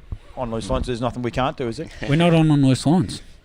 Oh, no. What are we on? We didn't even give the show a name, did we? Mount Gambier Cup. Thanks, Jace. Well done, mate. No worries. I better go and have a beer with Zach Pearson. He shout, they tell me. He was pumped. Yeah, good on him. Yeah. He was pumped. He didn't show it that much, but he was pumped. You can throw that microphone to Tobes. He's going to hang on to it for a minute, because we're going to have another guest come in by the looks. He's going to come and join us for 5 minutes for just a little bit of fun and frivolity. What's he doing? He's come back in. We've got to chase up this hat. The question was on about the hat. Brendan Baker and the crew were asking about the hat that rocked up to Birchip the other day, which I might add I was pretty impressed with. I'm a connoisseur of hats, and I thought it was a very nice hat, mate. Yeah, thank you. Well, Dad always you'd need a hat, obviously, but What about his one? He's been rocking yeah, around it's with. fantastic. What? You got to admire good hats. So, Dad always wore a hat to the races. Being a gallops trainer, he always turned up in a hat with a feather on the side. So, it was actually Joey Thompson. Might as well call him Joey Charlton. He's Joey everywhere. No, they're going to change Charlton name of the town to Thompson. Yeah, well, when he won the fashions on the field at Bort, I thought, I'm a chance. I thought I'd just sort of take the piss and He won. I was going to Birch. G-rated show this. Yeah, well, I thought I'll stir up, so I'll swan up to Birch because I didn't have any commitments, and I've had this hat for a long time because I used to stir up Doc Hargraves about the pith helmet, and I said, "Where'd you get that hat from, Doc?" I don't know if it's PC these days. My wife got it from the Bendigo hat shop. Anyway, I'm driving through Bendigo one day and I see Bendigo hat shop. I said, I've got to go in. It is a great shop. I've got to go in. So I've been there, don't worry. That's actually where I bought my hat from. Seriously. Yeah, that's right. Word of lie, actually. Yeah. So free plugs for the Bendigo Don't hat turn shop. your back to the camera again, will you? And so I went in and brought my brother a pith helmet, and I saw this nice sort of, I don't know, bluey grey Kubra, and I thought, yeah, that'll be good. And I've never worn it, and then I thought, Royal Birchip. Fashions on the field, Royal Birchip. I'm going to give Joey a run for his money. No fashions on the field, so anyway. Hey, Charlton, there is a men's section. I hope that's not going through our feed. I tell you, it's not me. What about they change the name of Charlton to Joey Thompson, and it can be a brother town to Glenn Thompson? Well, I actually umpired a game of footy at Caramut the day that, it's infamous, but Warwick Kappa played his last game of football, and they got out the front of Caramut and repainted the name, so it's to Kappa-Mutt. So. Kappa-Mutt. And it was a pretty forgettable performance. I was nervous where that was going. As soon as you said Warwick Kappa. No, it's pretty forgettable. Paul, Stevie, just while we're going what was the name of that horse? Did he want it to name? Kappa? I'm not going there. I don't even know where he is going with that either. You're a passionate man about harness racing. You're buying lots of horses. You actually love it. You enjoy these sort of racing and coming to these tracks as much as going to Melton and winning at the bigger tracks. Oh, look, I've been coming to Mount Gambier trots for far too long. But the atmosphere like this, I know this is Cup night, but they get crowds here every night. So the two favourite tracks I love going to are Mildura and Mount Gambier, because week in, week out, they get crowds here, and I think there's something personally about tight track racing at night where the crowd's right on the fence. Yep. So I'll always... there's only two races I really, really want to win. One's the Mount Gambier Cup and the other one's the Leighton Breeders' Plate. So they're the two races I'd love to be able to win. Now, Leighton Breeders' Plate? Yeah, because same as this. Toby's never been to Leighton. What about the Broken Hill Cup? Get that on the agenda. Have you ever been to Leighton, Topes? Yeah, I have. Oh, yeah, I was going to say once you've been. A mate texted me last night and said, not for the Breeders' Plate. Broken Hill's got to be on the bucket list. And I said, I don't reckon I got one that'll get round the track, but yeah. Can you do me a favour when you are going there to have a drive? Yeah. We're coming. Me and Topes are coming. It's a $16,000 cup. I know. No, it was and a good the rest race. of the races are $8,000 on the night. But I mean, you can't be everywhere. So yeah. Oh, I can't be everywhere. Have a listen to it. So this is a bloke that ran second with Cool and Coagulating at Albion Park. 2 minutes later, he won with Silent Major at Gloucester Park, and 2 minutes later, he ran second with Rollover at Melton. He ran Can't second. be everywhere. Ran second last night and went super. Silent Major. Yeah, went enormous. I think what you're doing, Steve, is great. I interviewed Mickey Gadsden and those. You're giving young blokes a go, as well as you and Dunny. You're training winners everywhere. You're promoting. You send us a lot of information behind the scenes to get the word out there. It's mostly rubbish, but anyway. Yeah. No, but you're enjoying it, and I think well done to you, mate. I think it's really, really good. Don't worry, the race is on. We can only commentate. Oh, the race over is start. We're not allowed to show Can them, we so get we a can do whatever scoop? we like. Any chance Silent Major's going to Queensland? No. I'm not happy about that. That's my best Craig McGuinness I'm doing there. Oh, no, because, look, we sold the little mare during the week. She's going to Cool and America, calculating. So we sold her, you know. Can you send me up You're still another aware one? we are still live, aren't you? Yeah, No, Cool and Calculating got sold to America during the week, which was always the intention. Silent Major's booked to come home on Monday, so he'll be home Wednesday. Yep.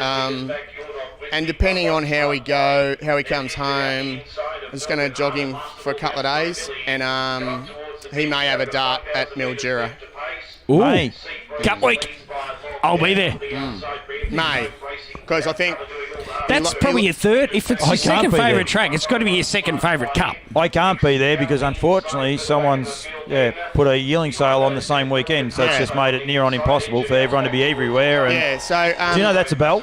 Yeah, that's the bell. Yeah. It's the most obnoxious. Oh, dear. Who we got in front, Topes? Just very quickly. Cody Rauschenberger's horse is Millie. pulling its head off. Who's in front? Sammy Ramsey's Pascoe? Hope. Sammy Pascoe's in front. Yeah. On the 4, Sea Breeze is in front. We've got 3 Teal. And I'll tell you what, the Sea Breeze has been the omen tip of the night. If its name was I had a Antarctic full Breeze... head before I started here. It's You did frozen not. and dropped out.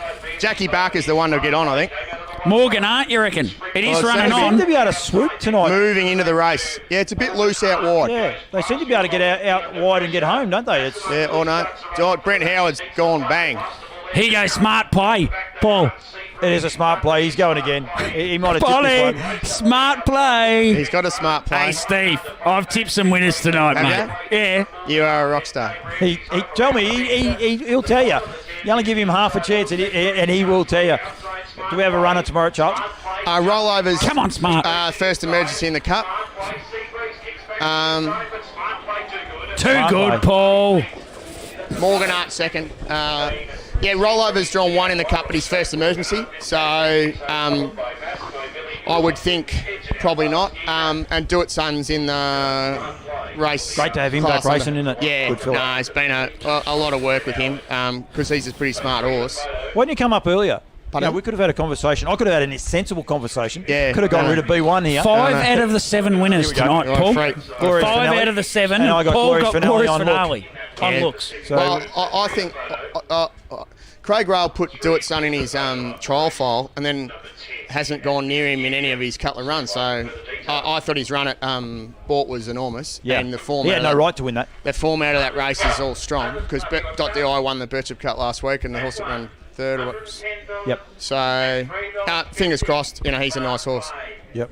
All right. Stevie, thank you very much. I think we're My going to call pleasure. it a day, are we, Topes? Or are we going to do an Take the rest interview? of the day off. Let's have a chat to Brent Howard.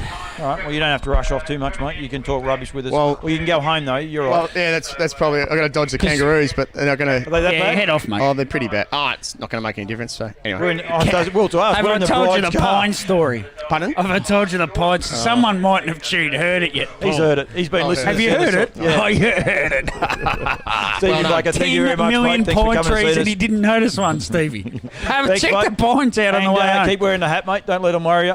Oh, come on, please.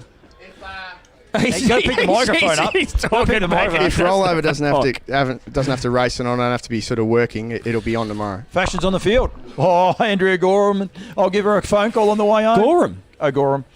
O'Gorman. Gorman. Collins Court Butchers. It wasn't that far off, was it? No, you weren't far off, but Now, still butchered. But a few thank yous, Paul. We probably should. Yes, thank you. Steve Fennell for taking all the horses back And to he's allow lined the up here for the drivers. last as He's well. lined He's up, done a so great we he's- better take Brent Stevie- out because I don't know anything about Brent. I reckon we could talk to Brent for nearly an hour. and find out something about him, you reckon? I really, I don't know I don't how. think anyone's found too much yet. He's a tonight. gun Hey, footballer. I do know hey, that. Gun footballer. The Motel's been watching the show too. He was a bit torn and twisted before. Apparently, Kez won a race, and we had Jackie on our show. He wasn't sure who to listen to and who not. The great Jim Luby. Jim Luby. Yes, he was actually on the watch, so don't you worry about that. The lobby man. The lobby. He was there, so yeah, well done to Jim. We've had quite a few bits of feedback and the likes, and we're going to get an interview here very shortly, Tobes, by the look. Yeah, Brent Howard's he's just trying to get the horse back to scale, Paul. And Tommy Nisbet, this is Australia's version of Saturday Night Live. Hilarious. So Tommy's been happy with it. that's Toby's good. pink pants would make anyone smile. Claire Weston, they're a salmon, Claire. Longer trip home, guys. Thank you for the coverage. Always great fun at the Mount. Stay safe. We we will. Thank you. And Alexander Barker, always have a great crowd at the Mount. Good show, guys. Watch the Kangas on the way home. These Kangaroos, they are getting a huge rap, these Kangaroos, aren't they? We're Mike's on. Mike's on. The Kangaroos, yes. Brent, well done, mate. Oh, thank you. It's nice to get a... We'd love to say we watched it. We might have been having a conversation while the race was on, but congratulations. Yes, if you could tell us what happened.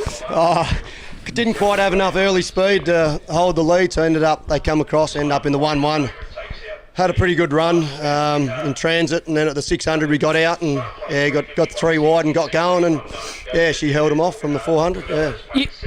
I may not have noticed, but the last 6 months must be nearly your best 6 months that I've seen anyway. Oh, probably is for a while. I think when I started out I was probably a little bit spoilt when I was a junior driver. I used to get a lot of drives here and won a couple of drivers' premierships, and used to get a few drives over the border for blokes like Bruffy and that, and won a few races. But yeah, like a lot of junior drivers, I suppose, once you're outside, once you drive, when you haven't got your claim, then the next one comes along and they use them. I guess that's the way it goes. How old are you? If you don't mind. 42. 40. Oh, I was close. Close. Yeah. Just watch him, I tell you. You're doing full time now? Full time, no, just a hobby. Just a hobby. Yeah, how many do you call a hobby? We're racing 5, and we've got a couple of young ones in 2-year-olds we're educating. So it's some people that's a full time job. It's pretty busy, especially when you milk a couple of 100 cows as well and run a bit of beef on the side. And so it keeps us pretty busy. It's just me and me father and me mother, so the 3 of us. So there's not much rest there in between. Here in the Mount, or whereabouts are you based? Not Mount far, Shank. just Mount Shank, halfway. I told you, like I play golf. Like I know where Mount Shank is. I tell you, that's as close as I can get to it with him. I tell you, this has been going all night too. People have been enjoying it. I can't believe it. It's about halfway between Mount Gambier and Port MacDonald. Yep. Yeah, so still don't know us. We've got no idea what that is anyway. But we'll help some of the viewers at home. They've got the maps out there looking for it. We've promised them the world tonight. We give them an atlas. They're happy now. They're looking for something. Footy, you're playing footy still, because I am told you were a gun footballer, like league best and fairest and everything. I don't know about gun, but I've played me fair share of footy. Debating whether to go again. Actually went to training the last couple of weeks. So I don't know whether that's been a good thing. I've been a bit sore from that, but I'll have to make my mind up. I don't know if I've got time for it, to be honest with you. So who do you play for? Played a lot of footy for South Gambier. Yeah. Yeah, so I've been back out there training, so. In the ones or the Magoos? What do you Ones? Yeah, I haven't played a 2s game yet, but I reckon it's quite on the cards the way I'm going at the moment. No, that's a fair record. Never played a 2s? No. Only when I was at Glenelg at the Bays, I played a bit of league and a bit of reserves over there as well. So how long did you play for Glenelg? Right. The word was right that he was a good footballer. 99 to 2001, I think it was. Success? We played finals one year, but I ended up breaking my leg the last year and then ended up deciding to come back home. I played it. So enjoyed it when I was over there. It was good fun. And you lived in Adelaide, 19 to 21, or were you commuting up and back? During the footy season, I lived in Adelaide, and then I used to come back and work on the farm in the off season. And drive horses, because you would have been a concession driver. That's it, yep.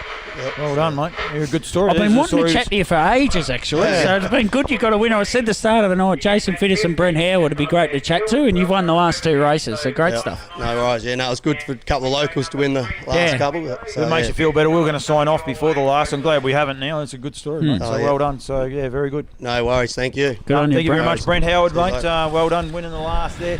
So just chuck it here. We are going to call it a quits. Yep. No, Big night. Thank you very much, Brent. It's been a lot of fun. Thank you for everyone else that's tuned in and given us a bit of feedback. Peter Ward is watching. The show's been going for a while. We only got 7 people left. We had big numbers there for a while. We appreciate everyone's feedback, including the great Simon Sharp. If this is the entree, Charlton is going to be a hell of a time tomorrow, boys. Sharpie, I'm out. It's McKinnon and Hibbard. I'm out. He's going to have no voice left. He's got no chance. I'll be more professional tomorrow, Paul. No, I'll be much more professional and down the line. Yeah, because he's not with me. It's generally the way it works, isn't it? Cam Bray. So you're telling us you bring us down. Is that what you're telling us? NZB tells me you can't believe how serious you are when you're on SEN. SEN. How's mine going? SEN. I'll tell you what, I think we should wrap it up, Paul. It's been a lot of fun. We haven't done anything quite like this before. For the people at home, there's 1, 2, there's 3 cameras, there's lights, there's computer screens, there's all sorts of things.